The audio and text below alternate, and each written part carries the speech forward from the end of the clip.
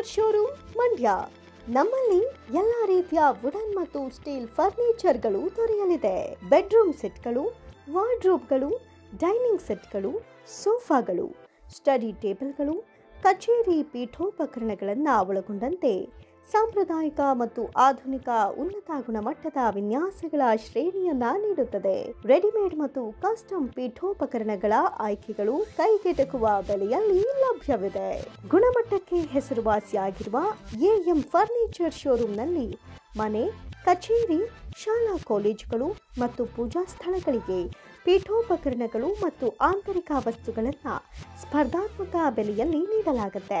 ಗ್ರಾಹಕರ ಅಗತ್ಯವನ್ನ ಪೂರೈಸಲು ಕಸ್ಟಮೈಸ್ ಮಾಡಿದ ಪೀಠೋಪಕರಣಗಳು ಮತ್ತು ಇಎಂಐ ಸೌಲಭ್ಯ ದೊರೆಯಲಿದೆ. ಹೆಚ್ಚಿನ ಮಾಹಿತಿಗಾಗಿ ಭೇಟಿ ನೀಡಿ AM furniture showroom, Holal circle, Nagamangala road, Srinivasa temple road, Mandya.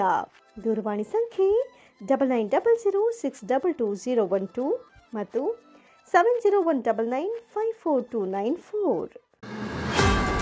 Mandya ವಿಧಾನಸಭಾ ಕ್ಷೇತ್ರದ ಶಾಸಕ ಪಿ ರವಿಕುಮಾರ್ ಅವರು ಇಂದು ಮಂಡ್ಯ ತಾಲೂಕು ಕಚೇರಿಯಲ್ಲಿ ರೆಕಾರ್ಡ್ ರೂಮ್ ಸರ್ವೆ ದಾಖಲೆಗಳ ಡಿಜಿಟಲೀಕರಣ ಭೂ ಸುರಕ್ಷಾ ಯೋಜನೆಗೆ ಅಧಿಕೃತವಾಗಿ ಚಾಲನೆ ನೀಡಿದರು.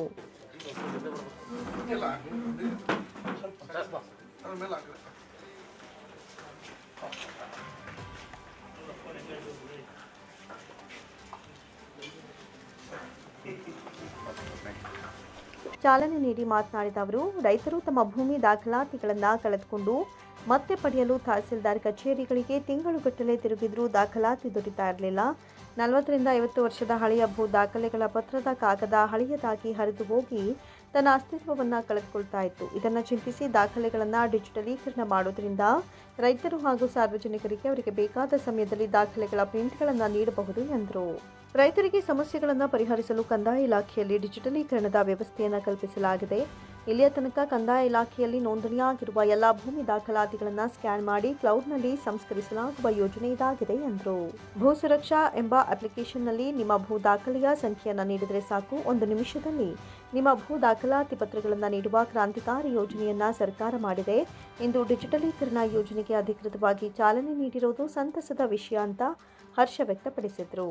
ಇವತ್ತು ನಮ್ಮ ಸರ್ಕಾರ ಒಂದು ಮಹತ್ವದ ಯೋಜನೆಯನ್ನು ಭೂ ದಾಖಲೆಗಳ ವಿಚಾರದಲ್ಲಿ ಭೂ ಸುರಕ್ಷಾ ಅಂತೇಳಿ ಒಂದು ಹೊಸ ಯೋಜನೆಯನ್ನು ಜಾರಿಗೆ ತಂದಿದೆ. ಇದರಲ್ಲಿ ಏನಂತ ಹೇಳಿದ್ರೆ, ರೈತರು ಮತ್ತು ಕಂದಾಯ ಇಲಾಖೆಗೆ ಸಂಬಂಧಿಸಿದ ದಾಖಲೆಗಳು ಮಿಸ್ಸಿಂಗ್ ಆಗಿದೆ, ನಮ್ಮದು ಸಿಗ್ತಾ ಇಲ್ಲ, ತಹಸೀಲ್ದಾರ್ ಆಫೀಸ್ಗೆ ಹೋದರೆ ದಿನಗಟ್ಟಲೆ ಆಗ್ತಾಯಿದೆ, ತಿಂಗಳುಗಟ್ಟಲೆ ಆಗ್ತಾಯಿದೆ, ಮತ್ತು ಇಟ್ಟಂಥ ದಾಖಲೆಗಳು ಇಂದಿಗೆ 40 ವರ್ಷ 50 ವರ್ಷದ ಆಗುತ್ತೆ. ಆ ಪೇಪರ್ ಆಯಿಸ್ಟ್ ಮುಗಿದಾಗ ಪುಡಿ ಪುಡಿ ಆಗೋದು, ಹರಿದೋಗೋದು, ತೆಗಿಯಕ್ಕೆ ಹೋದಾಗ ಹರಿದೋಗೋದನ್ನು ನಾಂದಿ ಆಡಬೇಕು, ಎಲ್ಲಿಗೆ ಅದನ್ನು ಸಮಾಪ್ತಿ ಮಾಡಬೇಕು ಅಂತೇಳಿ ಡಿಜಿಟಲೀಕರಣ ಮಾಡ್ತಾಯಿದ್ದೀವಿ.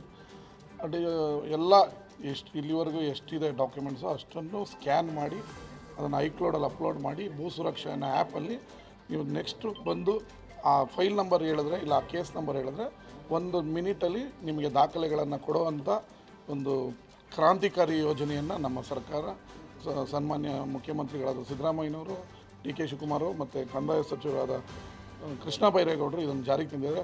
ಇವತ್ತು ನಾನು ಮತ್ತು ನಮ್ಮ DC ಅವರು, AC ಅವರು, ತಹಸೀಲ್ದಾರ್ ಅವರು ನಮ್ಮ ತಾಲೂಕಿನ ಭೂ ದಾಖಲೆಗಳನ್ನು ಡಿಜಿಟಲೀಕರಣ ಮಾಡೋದಕ್ಕೆ ಇವತ್ತು ಚಾಲನೆಯನ್ನು ಕೊಟ್ಟಿದ್ದೀವಿ. ಜಿಲ್ಲಾಧಿಕಾರಿ ಡಾಕ್ಟರ್ ಕುಮಾರ್ ಅವರು ಮಾತನಾಡಿ, ರಾಜ್ಯದ ಎಲ್ಲಾ ಜಿಲ್ಲೆಗಳಲ್ಲಿಯೂ ಈ ಯೋಜನೆ ಜಾರಿಗೊಳಿಸಲು ಸರ್ಕಾರ ನಿರ್ಧರಿಸಿದೆ. ಶಿಥಿಲೀಕರಣಗೊಂಡಂತಹ ಭೂಮಿ ದಾಖಲಾತಿಗಳು, ಕಳೆದು ಹೋದ ಭೂಮಿ ದಾಖಲೆಗಳು ರೈತರಿಗೆ ಅನುಕೂಲವಾಗುವಂತೆ ಯಾವುದೇ ದಾಖಲಾತಿಗಳನ್ನು ಯಾರೂ ತಿದ್ದಲು ಕದಿಯಲು ಅವಕಾಶ ನೀಡದೆ ಸ್ಕ್ಯಾನ್ ಮಾಡುವ ಮೂಲಕ ಶೇಖರಿಸಿ ಇಡುವ ಯೋಜನೆ ಇದಾಗಿದೆ ಎಂದರು. ಜಿಲ್ಲೆಯ ಪಾಂಡವಪುರ ತಾಲೂಕಿನಲ್ಲಿ ದಾಖಲಾತಿಗಳ ಡಿಜಿಟಲೀಕರಣ ಕೆಲಸ ಈಗಾಗಲೇ ಪ್ರಾರಂಭಿಸಿದ್ದು 56 ಲಕ್ಷಕ್ಕೂ ಹೆಚ್ಚು ದಾಖಲಾತಿ ಪತ್ರಗಳನ್ನು ಸ್ಕ್ಯಾನ್ ಮಾಡಲಾಗಿದೆ. ಮಂಡ್ಯ ತಾಲೂಕಿನಲ್ಲೂ ಇಂದು ಚಾಲನೆ ನೀಡಿದ್ದೇವೆ. ಇಲ್ಲೂ ಸಹ 90,000 ಕಡತಗಳಿವೆ.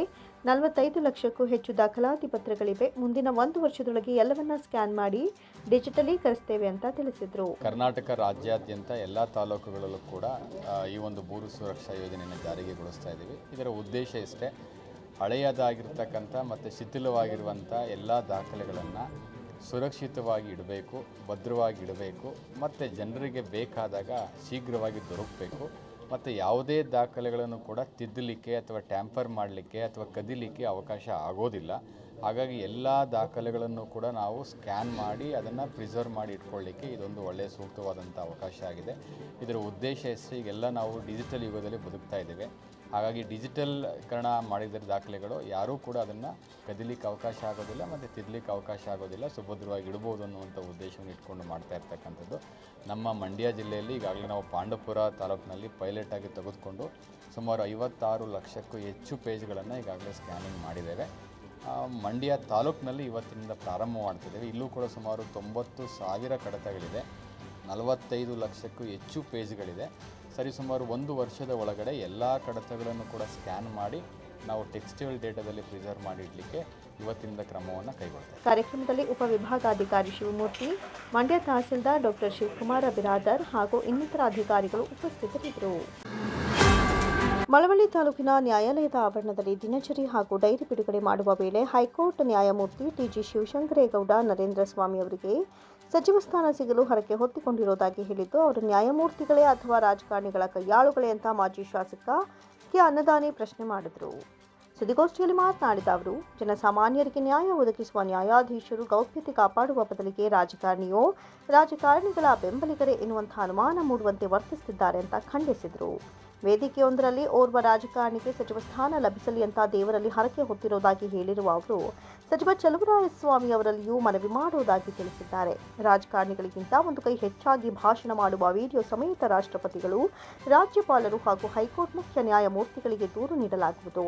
ಹೈಕೋರ್ಟ್ ಮುಖ್ಯ ನ್ಯಾಯಮೂರ್ತಿಗಳು ಈ ಸಂಬಂಧ ಗಮನ ಹರಿಸಿ ಸೂಕ್ತ ಕ್ರಮ ಕೈಗೊಳ್ಳಬೇಕು ಅಂತ ಆಗ್ರಹಿಸಿದರು. ಎರಡನೇದಾಗಿ ನಮ್ಮ ಮಳವಳ್ಳಿ ತಾಲೂಕಿನ ಕೋರ್ಟ್ ಆವರಣದಲ್ಲಿ ಒಂದು ಕಾರ್ಯಕ್ರಮ ಆಗಿದೆ. ದಿನಚರಿ ಬಿಡುಗಡೆ, ಡೈರಿ ಬಿಡುಗಡೆ ವಕೀಲರ ಸಂಘದ ವತಿಯಿಂದ ಬಿಡುಗಡೆ ಆಗಿದೆ. ಅಲ್ಲಿ ಕಾರ್ಯಕ್ರಮದ ನೇತೃತ್ವವನ್ನು ಈ ಟಿ.ಜಿ. ಶಿವಶಂಕರೇಗೌಡ ನ್ಯಾಯಮೂರ್ತಿಗಳು, ಹೈಕೋರ್ಟ್ ನ್ಯಾಯಮೂರ್ತಿಗಳು ಅದನ್ನು ಬಿಡುಗಡೆಗೊಳಿಸಿ ಉದ್ಘಾಟನೆಗೊಳಿಸಿ ಮಾತನಾಡುವಂಥ ಒಂದು ಸಂದರ್ಭದಲ್ಲಿ ಬರದಲ್ಲಿ ರಾಜಕಾರಣಿಗಳು ಭಾಷಣ ಮಾಡೋದಕ್ಕಿಂತ ಹೆಚ್ಚು ರೀತಿಯಲ್ಲಿ ಒಂದು ಕೈ ಮೇಲೋಗಿ ಭಾಷಣ ಮಾಡಿದ್ದಾರೆ. ಇವರು ನ್ಯಾಯಮೂರ್ತಿಗಳ ಅಥವಾ ರಾಜಕಾರಣಿಗಳ ಕೈಯಾಳುಗಳ ಅಂತಕ್ಕಂಥದ್ದನ್ನ ಇವತ್ತು ನಾನು ಆ ನ್ಯಾಯಮೂರ್ತಿಗೆ ಒಬ್ರಿಗೆ ಮಾತ್ರ ಶಿವಶಂಕರೇಗೌಡ್ರಿಗೆ ಪ್ರಶ್ನೆ ಮಾಡಲಿಕ್ಕೆ ಬಯಸ್ತಾ ಇದ್ದೇನೆ ನೇರವಾಗಿ. ನನ್ನ ಹತ್ರ ವಿಡಿಯೋ ಇದೆ, ನಾವು CD ಮಾಡಿ ರಾಷ್ಟ್ರಪತಿಗಳಿಗೆ, ಹೈಕೋರ್ಟ್ ಮುಖ್ಯ ನ್ಯಾಯಮೂರ್ತಿಗಳಿಗೆ, ನಮ್ಮ ರಾಜ್ಯಪಾಲರಿಗೆ ಎಲ್ರಿಗೂ ಕೂಡ ಕೊಡಲಿಕ್ಕೆ ನಾವು ಈಗಾಗಲೇ ತಯಾರಿ ನಡೆಸ್ತಾ ಇದ್ದೇವೆ. ಏನು ಹೇಳ್ತಾರೆ, ಮಳವಳ್ಳಿ ಶಾಸಕರು ಮಂತ್ರಿ ಆಗಬೇಕು ಅಂತೇಳಿ ಮಲ್ಲಿಕಾರ್ಜುನ ಸ್ವಾಮಿ ಪಾರ್ವತಿಯವರ ದೇವರ ಹೆಸರಿನಲ್ಲಿ ಹರಕೆ ಕಟ್ಕೊಂಡಿದ್ದೀನಿ, ನಾನು ಕಟ್ಕೊಳ್ತೀನಿ ಅಂತ ಭಾಷಣ ಮಾಡ್ತಾರೆ ವೇದಿಕೆ ಮೇಲೆ. ಒಬ್ಬ ನ್ಯಾಯಾಧೀಶರು, ಬಡವರು ನ್ಯಾಯ ಕೊಡೋರು, ಬಾಬಾ ಸಾಹೇಬ್ ಅಂಬೇಡ್ಕರ್ ಅವರ ಸಂವಿಧಾನದ ಮೇಲೆ ಬಂದಿರತಕ್ಕಂಥವ್ರು, ಗೌಪ್ಯತೆಯನ್ನು ಕಾಪಾಡಬೇಕಾಗಿರ್ತಕ್ಕಂಥವ್ರು, ಪ್ರಮಾಣ ವಚನ ಸ್ವೀಕಾರ ಮಾಡ್ತಕ್ಕಂಥ ಒಬ್ಬ ನ್ಯಾಯಮೂರ್ತಿ ಒಬ್ಬ ಶಾಸಕನ ಬಗ್ಗೆ ವಕಾಲತ್ತಾಗ್ತಾರೆ ಅಂತಂದರೆ ಇವರು ಶಿವಶಂಕರೇಗೌಡರು ನ್ಯಾಯಮೂರ್ತಿ ಕೆಲಸ ಮಾಡ್ತಾ ಇದ್ದಾರಾ? ಜೊತೆಗೆ ಈ ಜಿಲ್ಲೆಯ ಮಂತ್ರಿಗೂ ಕೂಡ ನಾ ಕೇಳ್ಕೊತೀನಿ ಅಂತ ಹೇಳವ್ರೆ. ಚಲುವರಾಯಸ್ವಾಮಿಗೂ ಕೂಡ ಕೇಳ್ಕೊತಾರಂತೆ ಅವ್ರ ಪರವಾಗಿ ಮಂತ್ರಿ ಮಾಡೋಕ್ಕೆ. ಇವರು ನ್ಯಾಯಾಧೀಶರ ಅಥವಾ ರಾಜಕಾರಣಿನ ಅಥವಾ ಅವರ ಬೆಂಬಲಿಗರ ಅಂತಕ್ಕಂಥದ್ದನ್ನ ಇವತ್ತು ನಾವು ಪ್ರಶ್ನೆ ಮಾಡ್ತಾ ಇದ್ದೇವೆ. ಹೈಕೋರ್ಟ್ ನ್ಯಾಯಮೂರ್ತಿಗಳು ಇತ್ತ ಕಡೆ ಗಮನ ಹರಿಸಿ ಕೂಡಲೇ ಅವ್ರ ಮೇಲೆ ಕ್ರಮ ವಹಿಸಬೇಕು ಅಂತೇಳಿ ನೇರವಾಗಿ ನಾನು ಈ ಪತ್ರಿಕಾಗೋಷ್ಠಿ ಮುಖಾಂತರ ಅವ್ರಿಗೆ ಒತ್ತಾಯ ಮಾಡಲಿಕ್ಕೆ ಬಯಸ್ತಾ ಇದ್ದೇನೆ. ಮಾನ್ಯ ರಾಜ್ಯಪಾಲರಿಗೆ, ಮಾನ್ಯ ನ್ಯಾಯಮೂರ್ತಿಗಳಿಗೆ ನಾವು ಪತ್ರ ಬರೀತೇವೆ. ಆ ಭಾಷಣದ ಪ್ರತಿಯನ್ನು ಕೂಡ CD ಕೂಡ ಅವ್ರಿಗೆ ಕಳಿಸ್ಕೊಡ್ತಕ್ಕಂಥ ಈ 2 ದಿನದಲ್ಲಿ ಇವತ್ತು ತಯಾರು ಮಾಡಿ ನಾಳೆ ನಾಡಿದ್ರಲ್ಲೇ ಅದನ್ನು ನ್ಯಾಯಮೂರ್ತಿಗಳಿಗೆ, ರಾಷ್ಟ್ರಪತಿಗೆ ಕಳಿಸ್ತಕ್ಕಂಥ ಕೆಲಸವನ್ನು ಮಾಡ್ತೇವೆ. ಇವರು ನಿಜವಾಗ್ಲೂ ಕೂಡ ಬಡವರಿಗೆ ನ್ಯಾಯ ಕೊಡಬೇಕು ಅಂತೇಳಿ ನ್ಯಾಯಸ್ಥಾನದಲ್ಲಿ ಕೂರಿಸಿದ್ರೆ, ಇವರು ಯಾವುದೋ ಒಂದು ವೇದಿಕೆ ಮೇಲೆ ಬಂದು ಶಾಸಕರ ಪರವಾಗಿ ಮಂತ್ರಿ ಮಾಡೋಕ್ಕೆ ಹರಕೆ ಕಟ್ಕೊತೀನಿ ಅಂತ ಹೇಳಿದ್ರೆ ಒಬ್ಬ ನ್ಯಾಯಾಧೀಶರು ಅವ್ರ ಅಣ್ಣ ಅಲ್ಲ, ಅವ್ರ ತಮ್ಮ ಅಲ್ಲ, ಹೋಗಲಿ ಆದರೆ ಹಂಗಾದ್ರೂ ಮಾಡ್ಕೊಳ್ತಾರ ನ್ಯಾಯಾಧೀಶರು? ಆಯ್ತು, ಅವ್ನ ಸ್ವಂತ ತಮ್ಮನೋ, ಅಣ್ಣನೋ, ಮಾವನೋ, ಬಾಮೈದನೋ, ಅವನ ಹೆಂಡತಿ ತಮ್ಮನೋ ಏನೋ ಹೇಳ್ಬಿಟ್ಟಿದ್ದಾರೆ ಬಾಯಿ ತಪ್ಪಿ, ಎಲ್ಲ ಮಾನೇನು ಮಾತನಾಡುವಾಗ ಅಂತೇಳಿ ಕನ್ಫ್ಯೂಷನ್ ಮಾಡ್ಕೊಂಡಿದ್ದಾರೆ ಅಂತ ನಾವು ತಿಳ್ಕೊಬಿಡೋಣ. ಏನೂ ಸಂಬಂಧ ಇಲ್ಲ.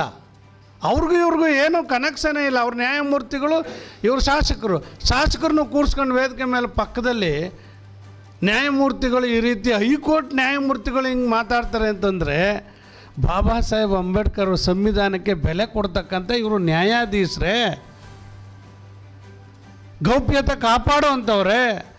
ಈ ಕೂಡಲೇ ಈ ಕ್ಷಣದಿಂದ ಮುಖ್ಯ ನ್ಯಾಯಮೂರ್ತಿಗಳಿಗೆ ಮನವಿ ಮಾಡ್ತೀನಿ, ಹೈಕೋರ್ಟ್ ಮುಖ್ಯ ನ್ಯಾಯಮೂರ್ತಿಗಳಿಗೆ, ಇವ್ರನ್ನ ನ್ಯಾಯಾಧೀಶರಿಂದ ವಜಾ ಮಾಡಬೇಕು, ಇವ್ರ ಮೇಲೆ ಕ್ರಮ ವಹಿಸಬೇಕು ಅಂತೇಳಿ ಮುಖ್ಯ ನ್ಯಾಯಮೂರ್ತಿಗಳನ್ನು ನಾನು ಈ ಪತ್ರಿಕಾಗೋಷ್ಠಿ ಮುಖಾಂತರ ಮಾಜಿ ಶಾಸಕನಾಗಿ ಅವ್ರಿಗೆ ನಾನು ನ್ಯಾಯಾಧೀಶರಿಗೆ ಮನವಿ ಮಾಡ್ಕೊಳ್ಳೋಕೆ ಬಯಸ್ತೇನೆ. ಸುದ್ದಿಗೋಷ್ಠಿಯಲ್ಲಿ ಜಿಲ್ಲಾ ಪಂಚಾಯತ್ ಸ್ಥಾಯಿ ಸಮಿತಿ ಮಾಜಿ ಅಧ್ಯಕ್ಷ ಹನುಮಂತು, ಕಾಂತರಾಜು, ಜಯರಾಮ್, ಶ್ರೀಧರ್, ಸಿದ್ದಾಚಾರಿ ಇತರರು ಹಾಜರಿದ್ದರು.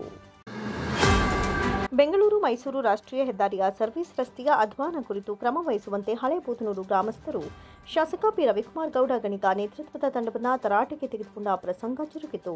ಗುರುವಾರ ಬೆಳಗ್ಗೆ ಆಗಮಿಸಿದ ಜಿಲ್ಲಾಧಿಕಾರಿ doctor Kumara, ASP CE Thimmaiah, ಉಪವಿಭಾಗಾಧಿಕಾರಿ ಶಿವಮೂರ್ತಿ, ತಹಶೀಲ್ದಾರ್ ಡಾಕ್ಟರ್ ಶಿವಕುಮಾರ್ ಬಿರಾದರ ನೇತೃತ್ವದ ತಂಡ ಹೆದ್ದಾರಿ ಸರ್ವಿಸ್ ರಸ್ತೆ ಸಮಸ್ಯೆ ಕುರಿತು ಪರಿಶೀಲನೆಗೆ ಆಗಮಿಸಿದ ವೇಳೆ ಸಾರ್ವಜನಿಕರು ತೀವ್ರ ಆಕ್ಷೇಪ ವ್ಯಕ್ತಪಡಿಸಿದರು.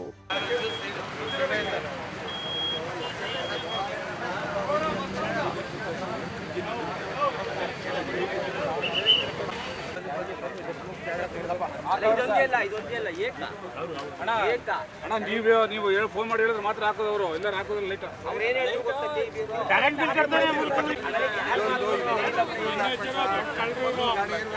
ರಾಷ್ಟ್ರೀಯ ಹೆದ್ದಾರಿ ಪ್ರಾಧಿಕಾರದ ಇಂಜಿನಿಯರ್ ದೈವಿಕ್ ಎಂಬುವವರ ಹಾಜರಿಗೆ ಸ್ವಂತ ಮನೆ ನಮ್ಮ ಹಕ್ಕು ಹೋರಾಟಗಾರ ಬೂದನೂರು ಸತೀಶ ತೀವ್ರ ಆಕ್ಷೇಪವನ್ನು ವ್ಯಕ್ತಪಡಿಸಿದರು. ಹೆದ್ದಾರಿ ಯೋಜನಾ ನಿರ್ದೇಶಕ, ಭೂ ಸ್ವಾಧೀನಾಧಿಕಾರಿ ಹಾಜರಾಗುವಂತೆ ಸೂಚಿಸುವಂತೆ ಒತ್ತಾಯಿಸಿದರು.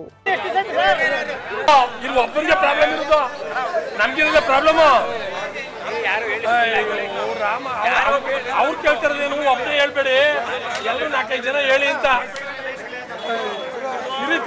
ಬೆಂಗಳೂರು ಮೈಸೂರು ರಾಷ್ಟ್ರೀಯ ಹೆದ್ದಾರಿಯ 2 ಭಾಗದಲ್ಲಿ ಸ್ಥಳೀಯರಿಗೆ ಹಾಗೂ ಟೋಲ್ ಪಾವತಿಸದ ಸಾರ್ವಜನಿಕರು ಓಡಾಡಲು ಸರ್ವಿಸ್ ರಸ್ತೆ ನಿರ್ಮಿಸಿರುವ ರಾಷ್ಟ್ರೀಯ ಹೆದ್ದಾರಿ ಪ್ರಾಧಿಕಾರದ ನಿರ್ದೇಶನದಂತೆ ಡಿಬಿಎಲ್ ಎಂಬ ಗುತ್ತಿಗೆದಾರ ಕಂಪನಿ ಅವೈಜ್ಞಾನಿಕವಾಗಿ ರಸ್ತೆ ನಿರ್ಮಾಣ ಮಾಡಿದೆ. ಪರಿಣಾಮ ಸರ್ವಿಸ್ ರಸ್ತೆ ಪ್ರಯಾಣ ಜೀವ ಭಯ ಹುಟ್ಟಿಸುತ್ತಿದೆ. ನೂರಾರು ಸಮಸ್ಯೆ ಹೊತ್ತಿರುವ ಈ ಭಾಗದ ಸಮಸ್ಯೆಗಳಲ್ಲಿ ನಾವು ಬದುಕ್ತಾ ಇದ್ದೇವೆ ಅಂತ ಗ್ರಾಮದ ಮುಖಂಡರು ಆಕ್ರೋಶವನ್ನು ವ್ಯಕ್ತಪಡಿಸಿದರು.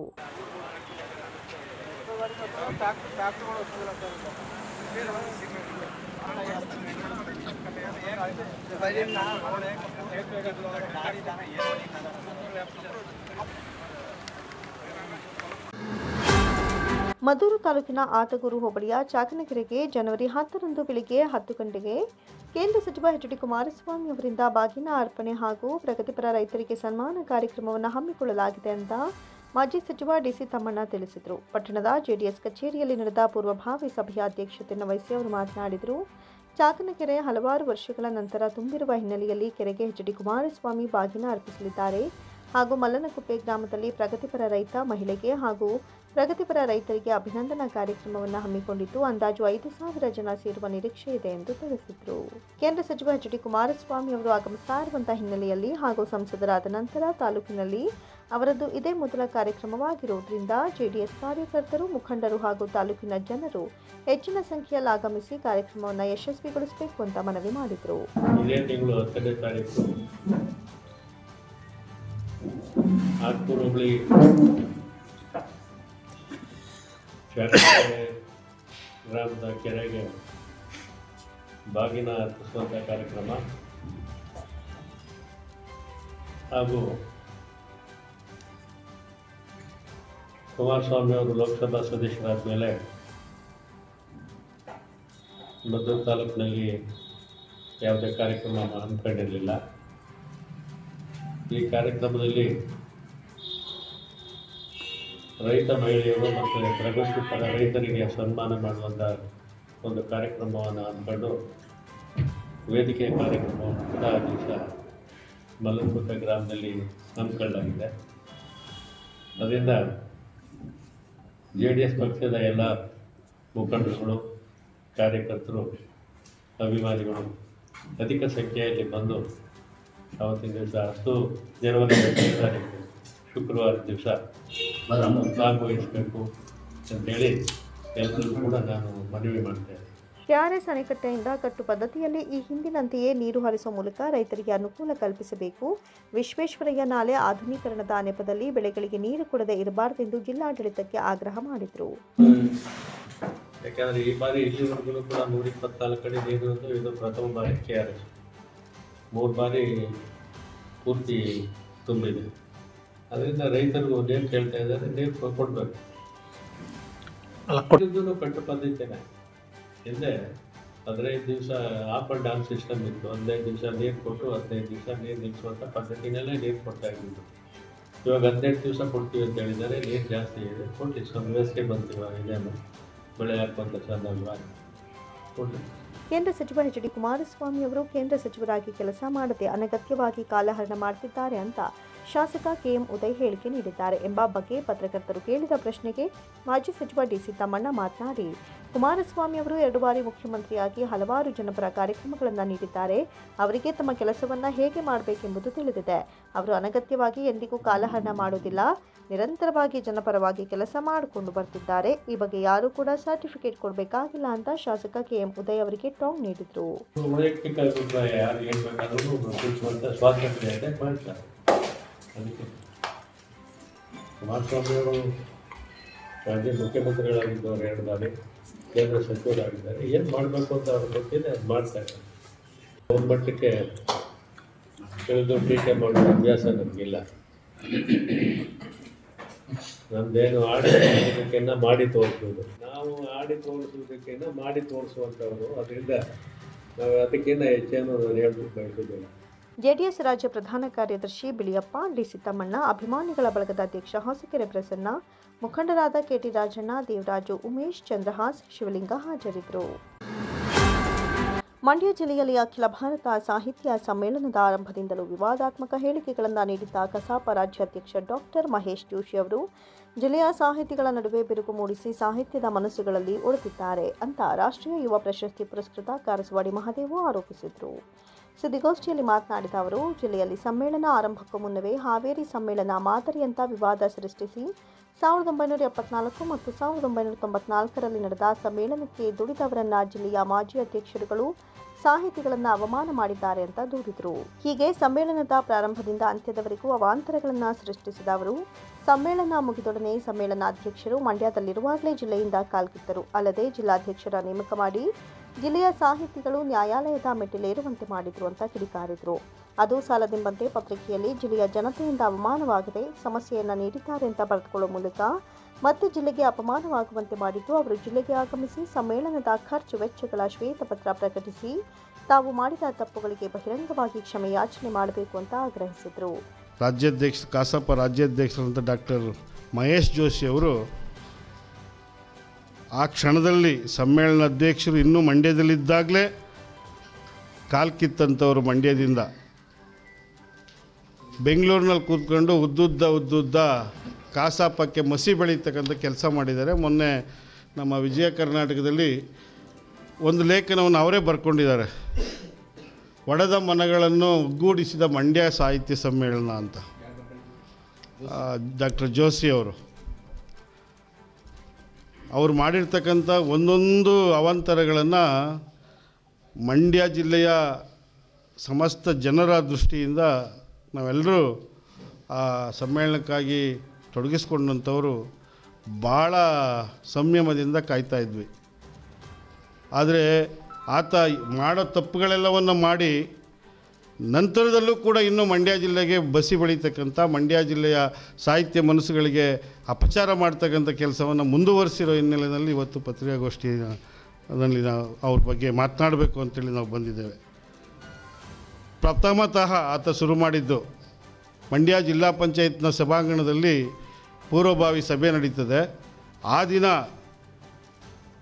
ಕಾವೇರಿ ಸಭಾಂಗಣದಲ್ಲಿ ಹಾವೇರಿ ಸಮ್ಮೇಳನವೇ ಮಾದರಿ ಅನ್ನೋ ವಿಚಾರವನ್ನು ಕಾವತ್ತಿಸಿದಂಥ ವ್ಯಕ್ತಿ ಅವತ್ತು ಶುರು ಮಾಡಿ ಮಂಡ್ಯ ಜಿಲ್ಲೆ ಮನಸ್ಸುಗಳನ್ನು ಒಡೆದರು. ಹಾವೇರಿ ಸಮ್ಮೇಳನ ಎಷ್ಟು ಅವಾಂತರ ಆಗಿತ್ತು, ಏನೇನು ಅಧ್ವಾನ ಆಗಿತ್ತು ಅಂತ ಅಲ್ಲಿ ಕಂಡುಂಡಂಥ ಜಗದೀಶ್ ಕೊಪ್ಪ ಇರ್ಬೋದು, ಇನ್ನಿತರ ಅನೇಕರು ಅಲ್ಲೇ ಅದನ್ನು ಮಾದರಿ ಅಂತ ಹೇಳ್ಬೇಡಿ ಅಂತೇಳಿ ಅವತ್ತು ಅದನ್ನು ಆ ಥರದ ಅವಾಂತರದ ಶುರು ಮಾಡಿದಂಥವರು 74ರಲ್ಲಿ ಸಮ್ಮೇಳನ ಮಂಡ್ಯದಲ್ಲಾಗಿದೆ. ನಿತ್ಯ ಸಚಿವ ಕೆ ವಿ ಶಂಕರೇಗೌಡರ ನೇತೃತ್ವದಲ್ಲಿ 94ರಲ್ಲಿ ಜಿ ಮಾದೇಗೌಡರ ನೇತೃತ್ವದಲ್ಲಾಗಿದೆ. ಆ ಸಮ್ಮೇಳನಗಳಿಗೆ ದುಡಿದಂಥ ಮನಸ್ಸುಗಳನ್ನು ಒಬ್ಬರನ್ನೂ ಕೂಡ ಪರಿಗಣಿಸದೆ ಜಿಲ್ಲೆಯಲ್ಲಿ ಕಾಸಾಪ ಕಟ್ಟಿದಂಥ 8-10 ಜನ ಸಾಹಿತ್ಯ ಪರಿಷತ್ನ ಮಾಜಿ ಅಧ್ಯಕ್ಷರಿದ್ದಾರೆ. ಅವ್ರಿಗೆ ಒಬ್ಬರಿಗೆ ಒಂದು ಆಹ್ವಾನ ಪತ್ರಿಕೆಯಲ್ಲಿ ಒಂದು ಸ್ಥಳವನ್ನು ಕೊಡದೇನೆ ಜಿಲ್ಲೆಯ ಇಡೀ ಸಾಹಿತ್ಯ ಮನಸ್ಸುಗಳನ್ನು ಅತ್ಯಂತ ನಿಕೃಷ್ಟವಾಗಿ ಕಂಡು ಅವಮಾನ ಮಾಡಿದವರು ಡಾಕ್ಟರ್ ಜೋಶಿ ಅವರು. ಮಾಧ್ಯಮ ಮಿತ್ರ, ನಿಮಗೂ ಎಲ್ಲ ಇದರ ಬಗ್ಗೆ ಅರಿವಿದೆ ಅಂತ ಅಂದ್ಕೊಂಡಿದ್ದೀನಿ. ಮಂಡ್ಯದ ಸಾಹಿತ್ಯ ಸಮ್ಮೇಳನ ಆಯೋಜನೆಗೊಂಡ ದಿನದಿಂದಲೂ ಒಂದಲ್ಲ ಒಂದು ವಿವಾದವನ್ನು ತೆಗೆಯುತ್ತಾ ಡಾಕ್ಟರ್ ಜೋಶಿ ಸಮ್ಮೇಳನದ ಸಂದರ್ಭಕ್ಕೆ ಉದ್ದಕ್ಕೂ ಮಾಡಿದ ಅವಾಂತರಗಳನ್ನು ಮುಂದಿಡಬೇಕು ಅಂತ ನಾವು ಇದು ಬಂದಿದ್ದೇವೆ. ಸಮ್ಮೇಳನ ಅಧ್ಯಕ್ಷರ ಆಯ್ಕೆ ವಿಚಾರದಲ್ಲಿ ಅನಾವಶ್ಯಕ ಗೊಂದಲ ಮಾಡಿ ಅದನ್ನು ಕೊನೆಗೆ ಮಂಡ್ಯ ಜನರ ಮೇಲೇರಿದವರು ಮೊದಲ ಅವಾಂತರ. ಸಮ್ಮೇಳನ ಅಧ್ಯಕ್ಷರಾಗಿ ಸಾಹಿತ್ಯೇತರರನ್ನು ಆಯ್ಕೆ ಮಾಡುವಂತೆ ಗಣ್ಯರು ಶಿಫಾರಸು ಮಾಡಿದ್ದಾರೆ ಅನ್ನೋ ಪತ್ರವನ್ನು ಪತ್ರಿಕಾಗೋಷ್ಠಿಯಲ್ಲಿ ಬಿಡುಗಡೆ ಮಾಡಿ ಸಾಹಿತ್ಯ ಪರಿಷತ್ತಿನ ಪಾವಿತ್ರ್ಯತೆಗೆ ಕಳಂಕ ಹಚ್ಚಿದ್ದು ಎರಡನೇ ಅವಾಂತರ. ಮೂರನೇದು, ಸಮ್ಮೇಳನ ನಡೆಸಲು 60 ಎಕರೆಯಷ್ಟು ವಿಶಾಲವಾದ ಜಾಗ ಬೇಕೆಂದು ಮೊದಲು ಪ್ರಸ್ತಾಪವಿಟ್ಟು ಅನಂತರ ಸ್ಥಳದ ಬಗ್ಗೆ ಸ್ವಲ್ಪ ಗೊಂದಲ ಆದಾಗ ಅದು ಜಿಲ್ಲಾಡಳಿತ ಮಾಡಿದ್ದು ಅಂತೇಳಿ ಅವ್ರ ಮೇಲೆ ಹೊರೆ ಹಾಕಿದ್ದು. ನಾಲ್ಕನೇದು, ಸಮ್ಮೇಳನದಲ್ಲಿ ಮದ್ಯಪಾನ ಧೂಮಪಾನದ ಜೊತೆಗೆ ಮಾಂಸಾಹಾರವನ್ನು ಹೋಲಿಕೆ ಮಾಡಿ ನಿಷೇಧ ಎಂದು ಘೋಷಿಸಿ ಅದಕ್ಕೂ ಅವಾಂತರಕ್ಕೆ ಕಾರಣಕರ್ತರಾದಂಥವರು ಜೋಶಿ ಅವರು. ಸುದ್ದಿಗೋಷ್ಠಿಯಲ್ಲಿ ರಾಷ್ಟ್ರೀಯ ಯುವ ಪ್ರಶಸ್ತಿ ಪುರಸ್ಕೃತ ಕಿಲಾರ ಕೃಷ್ಣೇಗೌಡ, ರಾಜ್ಯ ಯುವ ಪ್ರಶಸ್ತಿ ಪುರಸ್ಕೃತ ಕೆಜೆ ಸುರೇಶ್, ಪ್ರೊಫೆಸರ್ ಎಸ್ ಮಂಜು, ಕೆಎಸ್ ಜವರೇಗೌಡ ಹಾಜರಿದ್ದರು. ಭಾರತ್ ಕ್ಯಾನ್ಸರ್ ಆಸ್ಪತ್ರೆಯು ಹಲವು ನೂತನ ಚಿಕಿತ್ಸೆಗಳಿಗೆ ಪ್ರಾಧಾನ್ಯತೆ ಮೆರೆದ ಆಸ್ಪತ್ರೆಯಾಗಿದ್ದು, ಇದೀಗ ಸುಧಾರಿತ ಡಾವಿನ್ಸಿ ರೋಬೋಟಿಕ್ ತಂತ್ರಜ್ಞಾನ ಆಧಾರಿತ ಶಸ್ತ್ರಚಿಕಿತ್ಸಾ ಸೇವೆಯನ್ನು ಪರಿಚಯಿಸಿದೆ ಅಂತ ಆಸ್ಪತ್ರೆಯ ಹಿರಿಯ ಶಸ್ತ್ರಚಿಕಿತ್ಸಾ ತಜ್ಞ ವಿಜಯ್ ಕುಮಾರ್ ತಿಳಿಸಿದರು.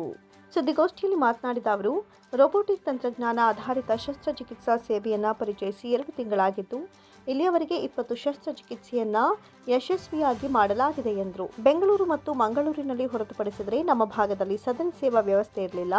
ಸದರಿ ಸೇವೆಯ ಬಗ್ಗೆ ಸಾರ್ವಜನಿಕರಿಗೆ ಮಾಹಿತಿ ನೀಡುವಂಥ ನಿಟ್ಟಿನಲ್ಲಿ ಆಸ್ಪತ್ರೆ ಮುಂದಾಗಿದೆ. ಶಸ್ತ್ರಚಿಕಿತ್ಸೆ ವೇಳೆ ಕಣ್ಣಿಗೆ ಕಾಣದ ವಿಷಯಗಳನ್ನು ಸ್ಪಷ್ಟವಾಗಿ ಗಮನಿಸಲು ಸಾಧ್ಯವಾಗುತ್ತೆ. ಅಲ್ಲದೆ ವೈದ್ಯರಿಗಾಗುವ ದೈಹಿಕ ಆಯಾಸ ಮತ್ತು ತಪ್ಪುಗಳನ್ನು ತಪ್ಪಿಸಲು ಸಾಧ್ಯವಾಗುತ್ತೆ ಅಂತ ಹೇಳಿದರು. Bharat cancer hospital one of the oldest cancer hospital. Almost ಸುಮಾರು 30 ವರ್ಷದಿಂದ ನಡ್ಸ್ಕೊಂಬರ್ತಾ ಇರಿ. It's 100 bedded hospital, purely dedicated to cancer treatment. ಓಕೆನಾ.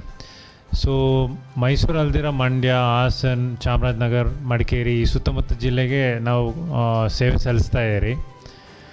ಈ ದಿನ ಮುಖ್ಯ ಉದ್ದೇಶ ಏನಂದರೆ, ಆ್ಯಕ್ಚುಲಿ ಮೈಸೂರಲ್ಲಿ ಪ್ರಪ್ರಥಮ ಬಾರಿಗೆ ಎಲ್ಲ ಕ್ಯಾನ್ಸರ್ ಟ್ರೀಟ್ಮೆಂಟಲ್ಲಿ ಅಡ್ವಾನ್ಸ್ ಟ್ರೀಟ್ಮೆಂಟ್ ಆಗಲಿ ಯಾವುದೇ ಆಗಲಿ ಫಸ್ಟ್ ತಂದಿರೋದು ಖ್ಯಾತಿ ನಮ್ಮಲ್ಲಿದೆ.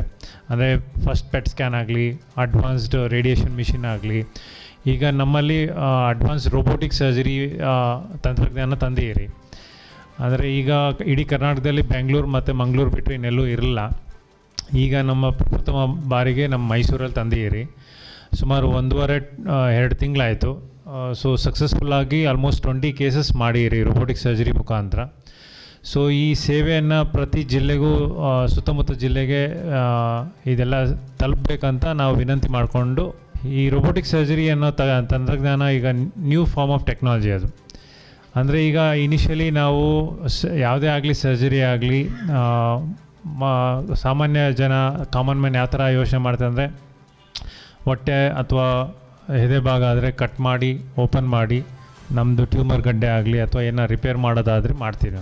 ಅದು ಆಲ್ಮೋಸ್ಟ್ 20-30 ಇಯರ್ಸ್ ಮುಂಚೆ ಈ ಥರ ಇತ್ತು. ಆಮೇಲೆ ಲ್ಯಾಪ್ರೋಸ್ಕೋಪಿ ಅಂತ ಬಂತು. ಲ್ಯಾಪ್ರೋಸ್ಕೋಪಿ ಅಂದರೆ ಸ್ಮಾಲ್ ಹೋಲ್ಸ್ ಮಾಡಿ ಲ್ಯಾಪ್ರೋಸ್ಕೋಪಿ ಇನ್ಸ್ಟ್ರೂಮೆಂಟ್ಸ್ ಇರುತ್ತೆ ಕಡ್ಡಿ ಥರ. ಸೊ ಅದು ಹಾಕಿ ಸರ್ಜರಿ ಮಾಡ್ತಾಯಿದ್ರು. ಅದು ಹೊಸ ತಂತ್ರಜ್ಞಾನ ಬಂತು. ಈಗ ಅದರಿಂದ ಅಡ್ವಾನ್ಸ್ ಆಗಿರೋ ರೋಬೋಟಿಕ್ ಸರ್ಜರಿ ಅಂದರೆ, ಈಗ ಒಂದು ಸರ್ಜನ್ನು ನಮ್ಮ ಕೈ ಯಾವ ಥರ ಮೂವ್ಮೆಂಟ್ ಆಗುತ್ತೋ ಆ ರೋಬೋಟಿಕ್ ಆರ್ಮ್ಸ್ ಅಂತಿರುತ್ತೆ, ಆ ಆರ್ಮ್ಸು ನಮ್ಮ ಥರನೇ ಅದೇ ಮೂವ್ ಆಗುತ್ತೆ. ಸೊ ನಾನು ಹೇಗೆ ಮೂವ್ ಮಾಡ್ತೀನೋ ಅದೇ ಥರ ಮೂವ್ ಮಾಡುತ್ತೆ. ಒಂದು ಅಡ್ವಾಂಟೇಜ್ ಏನಂದರೆ, ಅದು 10-20 ಟೈಮ್ಸ್ ಮ್ಯಾಗ್ನಿಫೈ ಆಗುತ್ತೆ. ನಮಗೆ ಕಣ್ಣು ಕಾಣ್ತಿರೋಂಥ ಸ್ಟ್ರಕ್ಚರ್ಸ್ ಆಗಲಿ, ನಮ್ಮ ದೇಹದಲ್ಲಿರೋ ನರ, ಸ್ಮಾಲ್ ರಕ್ತನಾಳಗಳು, ಸೊ ನಮಗೆ ಕಣ್ಣಿಗೆ ತುಂಬ ಚೆನ್ನಾಗಿ ಕಾಣಿಸುತ್ತೆ. ಟ್ಯೂಮರ್ ಯಾವುದು, ನಾರ್ಮಲ್ ಟಿಶ್ಯೂ ಯಾವುದು, ಅಥವಾ ಕೆಟ್ಟೋಗಿರೋ ಆರ್ಗನ್ ಯಾವುದು, ನಾರ್ಮಲ್ ಆರ್ಗನ್ ಯಾವುದು ಕ್ಲೀನಾಗಿ ಕಾಣಿಸಿದ್ರೆ ನಮಗೆ ತೆಗೆಯೋದ್ರಲ್ಲಾಗಲಿ ಸರ್ಜರಿ ಮಾಡೋದ್ರಲ್ಲಾಗಲಿ ತುಂಬ ಸುಲಭ ಆಗುತ್ತೆ. ವಿಕಿರಣ ಶಾಸ್ತ್ರಜ್ಞ ವಿನಯ್ ಮಾತನಾಡಿ, ಅದು ಮಾತ್ರವಲ್ಲದೆ ರೋಬೋಟಿಕ್ ತಂತ್ರಜ್ಞಾನ ಆಧಾರಿತ ಶಸ್ತ್ರಚಿಕಿತ್ಸೆಗೆ ಒಳಗಾಗುವವರು ಕೆಲವೇ ದಿನಗಳಲ್ಲಿ ಚೇತರಿಕೆ ಕಂಡುಕೊಂಡು ತಮ್ಮ ಕೆಲಸ ಕಾರ್ಯಗಳಲ್ಲಿ ತೊಡಗಿಕೊಳ್ಳಲು ಅನುಕೂಲವಾಗುತ್ತದೆ. ಮಂಡ್ಯ ನಗರದ ತಾರಾ ಡಯಾಗ್ನೋಸ್ಟಿಕ್ನೊಂದಿಗೆ ಭಾರತ ಆಸ್ಪತ್ರೆ ಜೊತೆಗೂಡಿ ಪ್ರತಿ ವಾರ ಹೊರ ರೋಗಿಗಳ ತಪಾಸಣೆ ನಡೆಸಲಿದ್ದು, ನಮ್ಮ ಆಸ್ಪತ್ರೆಯ ನುರಿತ ವೈದ್ಯರು ಲಭ್ಯವಿರಲಿದ್ದು ಮಂಡ್ಯ ಜಿಲ್ಲೆಯ ಸುತ್ತಮುತ್ತಲ ಜನತೆ ಬಳಸಿಕೊಳ್ಳಬಹುದು ಅಂತ ಇದೇ ಸಂದರ್ಭದಲ್ಲಿ ಮಾಹಿತಿ ನೀಡಿದರು. ಅದರಲ್ಲಿ ರೋಬೋಟಿಕ್ ಸರ್ಜರಿ ತುಂಬ ಮೇಜರ್ ಪಾಲ್ ತಗೊಳ್ಳುತ್ತೆ. ಪ್ರಾಬ್ಲಿ ನಾವು ಆವಾಗಲೇ ಹೇಳ್ದಂಗೆ ಕ್ಯಾನ್ಸರನ್ನು ಗುಣಪಡಿಸೋದಲ್ಲದೆ ಆ ರೋಗಿಗಳನ್ನು ಮತ್ತೆ ಮೇನ್ ಸ್ಟ್ರೀಮ್ಗೆ ಸಮಾಜದ ಮೂಲ ಪಥಕ್ಕೆ ತೊಗೊಂಡೋಗಿ ಬಿಡೋದು ಕೂಡ ಅಷ್ಟೇ ಇಂಪಾರ್ಟೆಂಟ್ ಆಗುತ್ತೆ. ಆ ನಿಟ್ಟಿನಲ್ಲಿ ಈ ಥರದ ಎಲ್ಲ ಕ್ವಾಲಿಟಿ ಆಫ್ ಲೈಫ್ ಅಂತ ಕರಿತೀವಿ. ಪ್ರಾಬ್ಲಿ ಸರ್ಜರಿ ಆದಮೇಲೆ ಆ ರಿಕವರಿ ಫೇಸ್ ಆಗಿರ್ಬೋದು, ಸರ್ಜರಿಯಿಂದ ಎಷ್ಟು ಬೇಗ ವಾಪಸ್ ಅವರು ತಮ್ಮ ಜೀವನ ಶೈಲಿಗೆ ವಾಪಸ್ ಹೋಗ್ತಾರೆ ಅನ್ನೋದು, ಈ ಎಲ್ಲದನ್ನು ನೋಡಿದ್ರೆ ಪ್ರಾಬ್ಲಿ ರೋಬೋಟಿಕ್ ಸರ್ಜರಿ ತುಂಬ ಇಂಪಾರ್ಟೆಂಟ್ ಆಗುತ್ತೆ. ಅದಲ್ಲದೆ ಯಾರೋ ಕೇಳ್ತಾ ಇದ್ರಿ ಮೊದಲ ಹಂತಗಳಲ್ಲಿ ಹೆಂಗೆ ಪತ್ತೆ ಮಾಡ್ಬೋದು ಅಂತೇಳಿ ಅಂತ. ಈ ಕ್ಯಾನ್ಸರ್ ರೋಗವನ್ನು ಮೊದಲ ಹಂತಗಳಲ್ಲಿ ಪತ್ತೆ ಮಾಡ್ಬೋದು ಅನ್ನೋದನ್ನು ನಾವು ತುಂಬ ದಿನಗಳಿಂದ ಹೇಳ್ತಾ ಬರ್ತಾ ಇದ್ದೀವಿ. ಈ ಅವೇರ್ನೆಸ್ ಪ್ರಾಬಬ್ಲಿ ನಿಮ್ಮ ಮೂಲಕ ಇನ್ನೂ ಹೆಚ್ಚಾಗಲಿ ಅಂತ ಅನ್ಕೋತೀನಿ. ಈಗ 40 ವರ್ಷ ಮೇಲ್ಪಟ್ಟಂತಹ ಎಲ್ಲ ಮಹಿಳೆಯರು ಪ್ರತಿ ವರ್ಷ ನಿಯಮಿತವಾಗಿ ಮ್ಯಾಮೋಗ್ರಾಮ್ಗಳನ್ನ ಮಾಡೋದ್ರಿಂದ ಬ್ರೆಸ್ಟ್ ಕ್ಯಾನ್ಸರ್ಗಳನ್ನ ತುಂಬ ಮೊದಲ ಹಂತಗಳಲ್ಲಿ ಪತ್ತೆ ಮಾಡ್ಬೋದು. ಹಾಗೆ ಪತ್ತೆ ಮಾಡಿದ ಕಾಯಿಲೆಗಳನ್ನು 100% ಕ್ಯೂರ್ ಮಾಡ್ಬೋದು. ಅದೇ ರೀತಿ ಈ ಮಂಡ್ಯ ಮತ್ತು ಮಂಡ್ಯ ಭಾಗದ ಸುತ್ತಮುತ್ತ ಗರ್ಭಾಶಯದ ಕೊರಳಿನ ಕ್ಯಾನ್ಸರ್ ಅಥವಾ ಸರ್ವೈಕಲ್ ಕ್ಯಾನ್ಸರ್ ಅಂತ ಕರಿತೀವಿ, ಹೆಣ್ಣು ಮಕ್ಕಳಲ್ಲಿ ಹೆಚ್ಚಾಗಿ ಕಾಣಿಸ್ಕೊಳ್ಳುತ್ತೆ. ಈ ಗರ್ಭಾಶಯದ ಕೊರಳಿನ ಕ್ಯಾನ್ಸರನ್ನು ಪ್ಯಾಪ್ಸ್ಮಿಯರ್ ಅಂತ ಕರಿತೀವಿ ಅಥವಾ ಗರ್ಭಾಶಯದ ಕೊರಳಿನ ನೀರಿನ ಪರೀಕ್ಷೆ ಅಂತ ಕರಿತೀವಿ. ಆ ಪ್ಯಾಪ್ಸ್ಮಿಯರ್ ಮಾಡೋದ್ರಿಂದ ಕಾಯಿಲೆ ಆಗೋದು ಅಂದರೆ ಮುಂದಿನ 10 ವರ್ಷದಲ್ಲಿ ಕಾಣಿಸ್ಕೊಳ್ಬೋದಂಥ ಕ್ಯಾನ್ಸರ್ ಕಾಯಿಲೆನ 10 ವರ್ಷದ ಮುಂಚೆನೇ ಪತ್ತೆ ಮಾಡ್ಬೋದು. 10 years of window period. So ಇವತ್ತು ಪ್ಯಾಪ್ಸ್ಮಿಯರ್ ಮಾಡಿ ಪ್ಯಾಪ್ಸ್ಮಿಯರಲ್ಲಿ ಏನಾದರೂ ದೋಷ ಇದೆ ಅಂತ ಆದರೆ ಆ ಮಹಿಳೆಗೆ ಸೂಕ್ತವಾಗಿ ಚಿಕಿತ್ಸೆ ನೀಡಿದ್ದಲ್ಲೇ ಆಗಿದ್ದರೆ ಅವ್ರಿಗೆ ಕ್ಯಾನ್ಸರ್ ಆಗುವಂಥದ್ದನ್ನು ಸಂಪೂರ್ಣವಾಗಿ ತಡೆಗಟ್ಟಬಹುದು. ಸುದ್ದಿಗೋಷ್ಠಿಯಲ್ಲಿ ತಾರಾ ಡಯಾಗ್ನೋಸ್ಟಿಕ್ ವೈದ್ಯ ಚಂದ್ರಶೇಖರ್, ವೈದ್ಯರಾದ ರಕ್ಷಿತ್, ಆಸ್ಪತ್ರೆಯ ಕಾರ್ಯನಿರ್ವಾಹಕ ಅಧಿಕಾರಿ ಗೌತಮ್ ಹಾಜರಿದ್ದರು. ರಾಜ್ಯದಲ್ಲಿ ರೈತರಿಗೆ ಅನುಕೂಲವಾಗಿದ್ದ ಯೋಜನೆಗಳನ್ನು ಸರ್ಕಾರ ತೆಗೆದು ಅನ್ಯಾಯವೆಸಗ್ತಾ ಇದ್ದರೂ ಕೃಷಿ ಹಾಗೂ ಮಂಡ್ಯ ಜಿಲ್ಲಾ ಉಸ್ತುವಾರಿ ಮಂತ್ರಿ ಎಂಚಲುರಾಯಸ್ವಾಮಿ ಅವರು ಯಾವುದೇ ಜಕಾರವೆತ್ತದೇ ನಿಷ್ಪ್ರಯೋಜಕರಾಗಿದ್ದು ಕೂಡಲೇ ಸಚಿವ ಸ್ಥಾನಕ್ಕೆ ರಾಜೀನಾಮೆ ನೀಡಬೇಕು ಅಂತ ಭಾರತೀಯ ಕಿಸಾನ್ ಸಂಘದ ಕರ್ನಾಟಕ ಪ್ರಾಂತ್ಯದ ಅಧ್ಯಕ್ಷ ಹಾಡ್ಯ ರಮೇಶ್ ರಾಜು ಒತ್ತಾಯಿಸಿದರು. ಸುದ್ದಿಗೋಷ್ಠಿಯಲ್ಲಿ ಮಾತನಾಡಿದ ಅವರು, ಕಳೆದ ಸಾಲಿನಲ್ಲಿ ಡಿಸೆಂಬರ್ ಮಾಹೆಯಲ್ಲಿಯೇ ರಾಜ್ಯಾದ್ಯಂತ ಭತ್ತ ಖರೀದಿ ಕೇಂದ್ರಗಳನ್ನು ತೆರೆಯಲಾಗಿತ್ತು. ಈ ಬಾರಿ ಜನವರಿ ಮಾಹೆಯಾದರೂ ಖರೀದಿ ಕೇಂದ್ರ ತೆರೆಯಲಾಗಿಲ್ಲ. ಇದರ ಲಾಭ ಪಡೆದ ಮಧ್ಯವರ್ತಿಗಳು 3,000ರಿಂದ 3,200 ರೂಪಾಯಿ ಇದ್ದ ಭತ್ತವನ್ನು 1,800ರಿಂದ 2,000 ರೂಪಾಯಿವರೆಗೆ ಖರೀದಿಸುವಂತಾಗಿದೆ ಅಂತ ಆಕ್ರೋಶ ವ್ಯಕ್ತಪಡಿಸಿದರು. ಕೂಡಲೇ ರಾಜ್ಯದ ಎಲ್ಲ ಜಿಲ್ಲೆಗಳಲ್ಲಿ ಭತ್ತ ಖರೀದಿ ಕೇಂದ್ರ ತೆರೆಯಬೇಕು, ರೈತರಿಗೆ ನೀಡ್ತಾ ಇದ್ದ ಸವಲತ್ತುಗಳನ್ನು ಯಥಾವತ್ತಾಗಿ ಜಾರಿ ಮಾಡಬೇಕು ಹಾಗೂ ರೈತರ ಸಮಸ್ಯೆಗಳನ್ನು ಬಗೆಹರಿಸಲು ಮುಂದಾಗಬೇಕು. ಇಲ್ಲವಾದಲ್ಲಿ ಕೂಡಲೇ ಸಚಿವ ಸ್ಥಾನಕ್ಕೆ ರಾಜೀನಾಮೆ ನೀಡಬೇಕು ಅಂತ ಆಗ್ರಹಿಸಿದರು. ಇವತ್ತು ನಮ್ಮ ಜಿಲ್ಲಾ ಉಸ್ತುವಾರಿ ಸಚಿವರನ್ನ ನಾವು ರಾಜೀನಾಮೆ ಕೇಳ್ತಕ್ಕಂಥ ಪರಿಸ್ಥಿತಿ ಬಂದು ಒದಗಿದೆ. ಕಾರಣ ಅವರು ಕೃಷಿ ಸಚಿವರು. ಕೃಷಿ ಅಂತಕ್ಕಂಥದ್ದು ಸಂಪೂರ್ಣವಾಗಿ ಏನಿವತ್ತು ಒಬ್ಬ ಮನುಷ್ಯನ ಕಣ್ಣು ಅಳ್ಳಾಡಬೇಕು ಅಂದರೆ ಶಕ್ತಿ ಬೇಕು. ಆ ಶಕ್ತಿಗೆ ಮೂಲ ಅನ್ನ ಬೆಳೀತಕ್ಕಂಥನು ರೈತ. ಇಷ್ಟಾಗಿಯೂ ಕೂಡ ಕೃಷಿಯನ್ನು ಅಷ್ಟು ದುರ್ಬಲವಾಗಿ ಆ ಒಂದು ಸಚಿವ ಸ್ಥಾನವನ್ನು ನಿಭಾಯಿಸಿದ್ದಾರೆ ಅಂತಕ್ಕಂಥದ್ದು ನಾವು ಈ ದಿಶೆಯಲ್ಲಿ ಹೇಳ್ಬೋದು. ಕಾರಣ ಇಷ್ಟೇ, ಪ್ರತಿ ವರ್ಷ ಖರೀದಿ ಕೇಂದ್ರಗಳನ್ನ ತೆಗಿತಕ್ಕಂಥದ್ದು ಡಿಸೆಂಬರ್ ತಿಂಗಳಲ್ಲಿ ಆರಂಭ ಆಗ್ತಿತ್ತು. ಆದರೆ ಈಗ ಜನವರಿ ಅರ್ಧ ಆಗ್ತಾ ಬರ್ತಾಯಿದೆ, ಇನ್ನೂ ಖರೀದಿ ಕೇಂದ್ರನ ತೆರೆದಿಲ್ಲ. ಕಳೆದ ವರ್ಷ ಸಂಪೂರ್ಣವಾಗಿ ಬರಗಾಲ ಇತ್ತು, ಕಷ್ಟ ಬಿದ್ದು ರೈತ ಬೆಳೆದಿದ್ದ. ಕಳೆದ ವರ್ಷ 3,000 ಇತ್ತು ಭತ್ತ, ಈ ವರ್ಷ 2,000, 1,800 ರೂಪಾಯಿ ಆಗ್ತಾಯಿದೆ. ಅಂದರೆ ಖರೀದಿ ಕೇಂದ್ರವನ್ನು ಸರಿಯಾದ ಸಮಯಕ್ಕೆ ತೆರೆದಿದ್ರೆ ರೈತನಿಗೆ ಕನಿಷ್ಠ 1 ಕ್ವಿಂಟಾಲ್ಗೆ 500 ರೂಪಾಯಿ ಆದರೂ ಸಿಗ್ತಿತ್ತು. ಯಾಕೆಂದರೆ ಕಳೆದ ವರ್ಷನ ರೇಟನ್ನು ನೋಡಿದ್ರೆ 1,000ಕ್ಕೂ ಹೆಚ್ಚಿನ ಹಣವನ್ನು ರೈತ ಕಳ್ಕೊಳ್ತಾ ಇದ್ದಾನೆ. ಸರಾಸರಿ 1 ಎಕರೆಗೆ 10,000 ರೂಪಾಯಿ ಹಣವನ್ನು ರೈತ ಕಳ್ಕೊಳ್ತಾ ಇದ್ದಾನೆ. ಸುಮಾರು 1.5 ಲಕ್ಷ ಎಕರೆನಲ್ಲಿ ನಮ್ಮ ಜಿಲ್ಲೆನಲ್ಲಿ ಭತ್ತ ಬೆಳೆದಿದ್ದಾರೆ. ಆ ಎಲ್ಲ ರೈತರಿಗೂ ಸರಾಸರಿ 10,000 ಅಂತಂದರೆ ಸುಮಾರು 250 ಕೋಟಿಗೂ ಹೆಚ್ಚಿನ ಹಣ ಇವತ್ತು ರೈತರಿಗೆ ನಷ್ಟ ಆಗ್ತಾಯಿದೆ ಬರೀ ಒಂದು ಜಿಲ್ಲೆಯಲ್ಲಿ. ಮತ್ತು ನಮ್ಮದೇ ಕೃಷಿ ಸಚಿವರು, ಇಡೀ ರಾಜ್ಯಕ್ಕೆ ಕೃಷಿ ಸಚಿವರು, ಸಿಂಧನೂರು ಇರ್ಬೋದು, ರಾಯಚೂರು ಇರ್ಬೋದು, ರಾಜ್ಯದ ಎಲ್ಲ ಭಾಗದಲ್ಲೂ ಎಲ್ಲೂ ಖರೀದಿ ಕೇಂದ್ರ ತೆಗೆದಿಲ್ಲ. ಇದರಿಂದ ಗೊತ್ತಾಗ್ತಾ ಇದೆ ಇವರು ಸಂಪೂರ್ಣವಾಗಿ ರೈತರನ್ನು ಈ ಸರ್ಕಾರ ನಿರ್ಲಕ್ಷಿಸಿದೆ. ಇಲ್ಲ ಇವರು ಒಂದು ಪರಿಪೂರ್ಣವಾದ ಕೃಷಿ ಸಚಿವರ ಪ್ರಬಲವಾಗಿ ಸರ್ಕಾರವನ್ನು ಎದುರಿಸೋಕ್ಕಾಗ್ತಾ ಇಲ್ವೋ ಏನೋ ಕಾರಣ. ಯಾಕೆಂದರೆ ಇದು ಒಂದೇ ಅಲ್ಲ, ಹಲವಾರು ಕಾರಣಗಳಿದೆ. ಕೃಷಿ ಸಮ್ಮಾನ ಯೋಜನೆ ರೈತರಿಗೆ ಅನುಕೂಲ ಆಗ್ತಿತ್ತು, ಆ ಕೃಷಿ ಸಮ್ಮಾನ ಯೋಜನೆಯನ್ನು ಸ್ಟಾಪ್ ಮಾಡಿಸಿದ್ರು. ಆಗಲೂ ಕೃಷಿ ಸಚಿವರು ತುಟಿ ಬಿಟ್ಟಿಲ್ಲ. ಪರ್ಯಾಯ ಯಾವುದಾದ್ರೂ ಒಂದು ಯೋಜನೆ ಕೊಡ್ಬೋದಿತ್ತು, ಆಗಲೂ ಕೊಡಲಿಲ್ಲ. ಅದೇ ರೀತಿ ಗ್ರಾಹಕರಿಗೆ ಸಿಗ್ತಕ್ಕಂಥ ಹಾಲಿನ ಬೆಲೆಯನ್ನು 2ರಿಂದ 3 ಸರಿ ಜಾಸ್ತಿ ಮಾಡೋರು. ಆದರೆ ರೈತನಿಗೆ 2 ರೂಪಾಯಿ ಕಮ್ಮಿನೇ ಮಾಡಿದ್ರು. ಆಗಲೂ ಕೃಷಿ ಸಚಿವರು ಮಾತಾಡ್ತಾ ಇಲ್ಲ. ಹಾಗಾಗಿ ಇದನ್ನು ಆಳವಾಗಿ ಕಿಸಾನ್ ಸಂಘ ಅಧ್ಯಯನ ಮಾಡ್ತಾಯಿದ್ದೀವಿ. ಇವತ್ತೊಂದು ಪೂರ್ವಭಾವಿ ಸಭೆನೂ ಕೂಡ ಅಲ್ಲಿದೆ. ಇದಕ್ಕೊಂದು ಒಳ್ಳೆ ಹೋರಾಟನೂ ಕೂಡ ರೂಪಿಸಬೇಕು. ಯಾಕೆಂತಂದರೆ ಪ್ರಪಂಚದಲ್ಲಿ ಇಲ್ಲದೇ ಇರತಕ್ಕಂಥ ಕಾನೂನು ಈ ವಕ್ಫ್ ಮಂಡಳಿಗೆ ಕೊಟ್ಟಿರ್ತಕ್ಕಂಥ ಒಂದು ಪರಿಮಿತಿ ಅಧಿಕಾರ. ಹಾಗಾಗಿ ಇದನ್ನು ನಾವೆಲ್ಲರೂ ಕೂಡ ಸಾರಸಟ್ಟಾಗಿ ವಿರೋಧಿಸಬೇಕು ಅನ್ನುವಂಥದ್ದು ಒಂದು ವಿನಂತಿ. ಕಾರಣ ಏನಪ್ಪ ಅಂತಂದರೆ ಅದೇ ಒಂದು ಕಾಯಿದೆ ಇದ್ದರೆ ನಾವಿಲ್ಲಿರ್ತಕ್ಕಂಥ ಯಾರ ಭೂಮಿ ಯಾವತ್ತೂ ಹೋಯ್ತದೆ ಅನ್ನುವಂಥದ್ದಿಲ್ಲ. ಯಾಕೆಂದರೆ ಅದು ನಮ್ಮ ಸಂವಿಧಾನದಲ್ಲಿ ಇರದೇ ಇರ್ತಕ್ಕಂಥ ಒಂದು ವ್ಯವಸ್ಥೆ ಆಗಿದೆ. ಆ ದೃಷ್ಟಿಯಿಂದ ನಮಗೆ ಒಂದಷ್ಟು ಸಮಯದ ಅವಕಾಶವನ್ನು ನಮ್ಮ ಅಧ್ಯಕ್ಷರು ಫಿಕ್ಸ್ ಮಾಡಿದರು. ಮುಗಿಸಿದ್ದೀವಿ ಆದಷ್ಟು ಜಲ್ದಿ ಇವತ್ತು ಆತಾತ್ರವಾಗಿ ಮಾತಾಡಿ. ಸುದ್ದಿಗೋಷ್ಠಿಯಲ್ಲಿ ಪ್ರಾಂತ ಸಂಘಟನಾ ಕಾರ್ಯದರ್ಶಿ ನಾರಾಯಣ ಸ್ವಾಮಿ, ಜಿಲ್ಲಾ ಮಹಿಳಾ ಪ್ರಮುಖರಾದಂತಹ ಇಂದಿರಮ್ಮ, ಜಿಲ್ಲಾಧ್ಯಕ್ಷ ಬಿಪಿ ಅಪ್ಪಾಜಿ, ಉಪಾಧ್ಯಕ್ಷ ಅಚ್ಯುತ್ ಹಾಜರಿದ್ದರು.